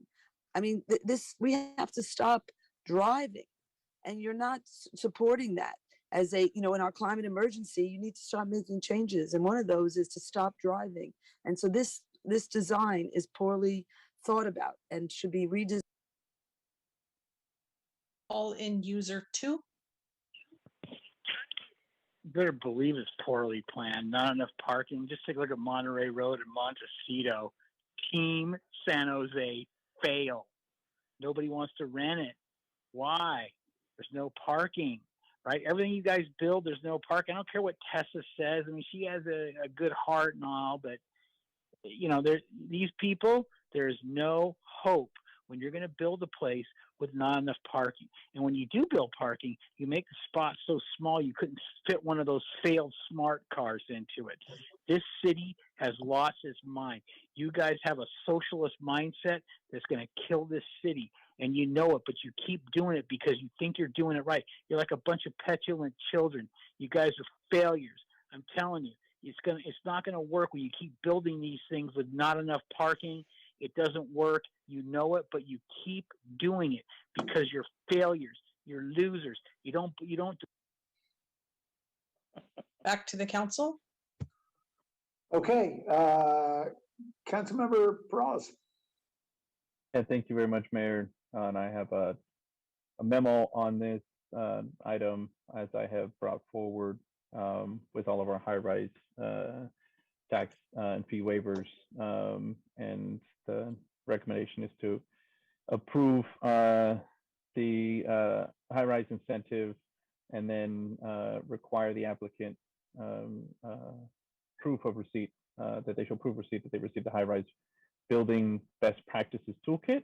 And then number 2, a request from the applicant of a commitment to not retain the services of any contractor or subcontractors found by the judicial system or by final administrative action of an investigatory government agency that have a history of wage step violations in the past 5 years, and that they'll provide an affidavit to that effect to the city of San Jose prior to the start of construction. And I know Dennis Randall is here. We have spoken to him and gotten his commitment on that. I'd just like to invite Dennis up to comment and on that commitment here, and then I'll make a motion to approve it. Well, I am here. I'm not sure if you can hear me right now, but yes, we can hear you, Dennis. We did speak about this this memo, and we don't see any issue with it whatsoever. Great, thank you very much, and appreciate you being here. With that, I'll make a motion to approve my memo. Thanks. Second. Thank you, Councilmember. Councilmember Mahan. Thanks, Mayor, and thanks, Councilmember Perales. I just wanted to thank staff again for, I know the mayor already thanked you for the additional analysis. I've been interested in this analysis and mentioned this at CD in the past. I think looking at the recurring revenue that we unlock and the benefit of that, the value of that over time is really helpful when we're weighing the benefits of waiving some of the upfront fees. And Nancy, I don't want to spend a lot of time on this. We can talk more offline, but I was just curious for my benefit and that of my colleagues. When you look at the recurring revenue, are you able to capture or estimate any of the spillover effects? When you have city sales tax, for example, does that include the people going out to patronize local businesses in the downtown core once they become residents of downtown? Councilmember, thank you for the question. This analysis that Jared provided is very conservative. So the indirect spending that would occur based on having everyone in that building, including jobs as well as residents, would be in addition to the numbers that Jared provided this evening. Okay, great. So worst case, most conservative analysis, my high level read on what you've put in the deck here is that in less than 8 years, the recurring revenue to the city has more than made up for what we're foregoing to get the building in the ground. In addition, we've got more housing. That's and correct. In addition, on top of that, which we're not capturing here, we have a bunch of other ancillary benefits of more foot traffic, patronage of local businesses, parking when friends come to visit, on and on and on. We know there's all these other benefits that are not easy to capture, but great, because I know we've talked about this. I've brought it up at CED, and I've really been interested in that question of, yes, we're giving something up because we really want to build housing in our urban core. We also are going to have all these other benefits, and what's the recurring revenue? And I'm glad to see that the numbers there, at least from my perspective, look pretty good. So cool, thank you. Just wanted to thank you for doing that and just highlight that again for my colleagues in the public. And that's all I had, Mayor. Thank you. I want to thank Dennis Randall for his investment. This is no small risk, and we hope he's able to get a shovel in the ground and get it built. We know that's been super challenging. I think I've seen at least 24, maybe 36 proposals for high rises make it into the news one way or another with beautiful renderings, but it's really, really hard to get these built, to get them financed. That's the challenge. So appreciate his willingness to forge ahead. This site actually has some personal significance to me. My grandfather ran a little grocery store here on this site back in the 1940s and 50s, and I was actually reminded about it when I was knocking on doors as a council candidate. Someone told me that they remembered that their family it's really struggled during World War II and just after that. And my grandfather used to always ensure that whatever food was left over was distributed to families every night. So they appreciated his generosity and his support. So anyway, it's a you should be, site. Mayor, you should know that when we're done with this building, we're going to put that 7-Up sign up again on the, all right, on the we'll take side of the building. Yes. Yeah, for those of you who don't know, the 7-Up signs is that parking is 25 cents, which is which it will never ever be again in the downtown. But thank you, Dennis. I really appreciate the additional analysis that Jared did here. This is the most comprehensive look we've seen it, and I hope this makes it into future reports. This approach. I know every time we grant one of these things, it always makes it in the news, and you'll never see a reporter actually talk about what taxpayers get in return for the fee waiver. And just to be clear, $4.4 million is the total value of the fee waiver. Just in one-time dollars alone, $8.5 million to the city and schools. The city gets a lion's share of that. And then the ongoing, which was already discussed, in addition to what Councilor Mahan said, the $2 million ongoing city, county, and schools. And that amount increases every year for as long as this thing is in existence. And so you've taken a parking lot where you're getting virtually next to nothing off of it. You've transformed it into this asset that's creating $2 million, that's increasing every year, that $2 million, especially if the building changes hands and it gets reassessed and the numbers really scale. So it's a no-brainer for a city to look at this and say, look, if we can make something happen here, it's a huge benefit to taxpayers, in addition to all the other benefits of the downtown vitality and so forth. So I think it's just important to emphasize this is not about helping developers. This is about helping the city and about enabling our downtown to get to the next level, because these things just aren't going to get built otherwise. In any event, thank you, Councilor Pross, for your memorandum and your motion. Any other comments? Okay, let's vote. Jimenez, Yes. Morales, Yes. Cohen, Aye. Roscoe. Aye. Davis, Yes. Esparza.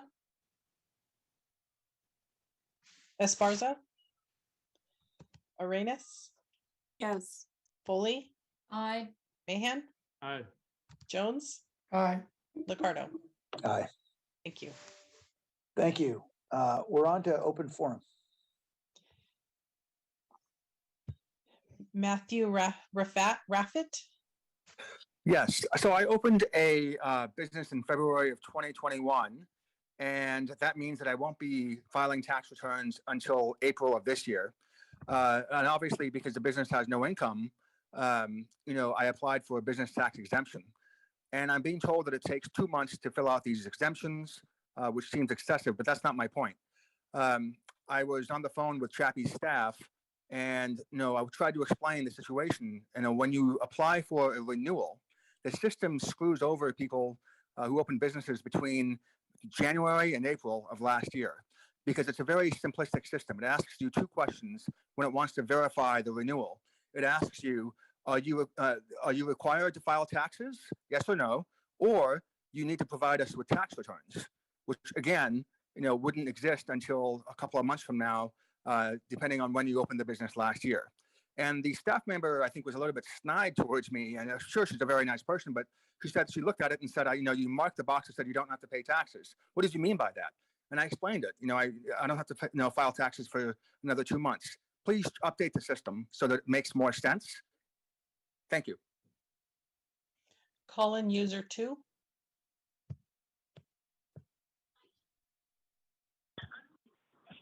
Let's see, more homeless housing, more marijuana. What are you guys doing down there? I mean, this isn't Amsterdam. I mean, what's next? We're going to have women in windows in the downtown?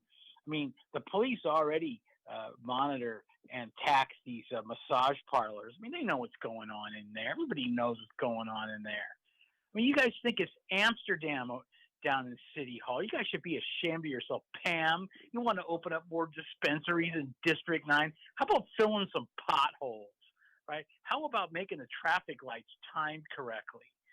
Dev, what about you, your park? They cleaned up some of the graffiti, but it's not perfect yet. So what, I'm not going to get on the 311 app. You guys all know where the problems are. Get it done. Go in your district. Figure out how to make my town perfect. Because if you guys want people to drive perfect. Paul Soto? I don't know if this is a world that I want to live in any longer. I don't think I want to live in a world where billionaire developers can get $4 million tax breaks, and a man that is struggling to feed the people that the billionaires are driving to the streets, they want to charge him $15,000. I don't know if I want to live in a world where people make decisions that are completely inconsistent with humanity and dignity and respect and justice, and where people like District 6 can profit from redlining.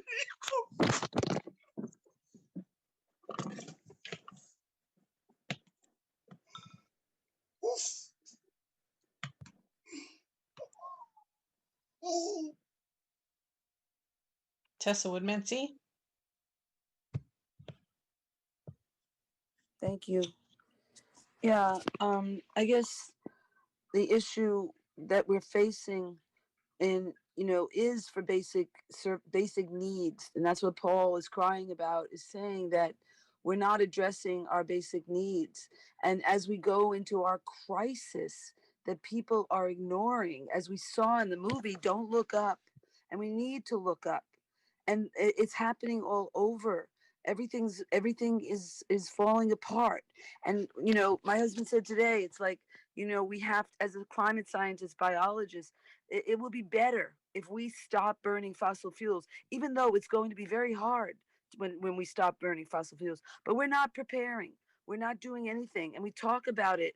And it does come from making San Jose a garden again, a food garden again, and to keep fossil fuels in the ground. That needs to be the platform for all of our politicians to have a future in our. Back to the council. Thank you. The meeting is adjourned. Thank you, everyone.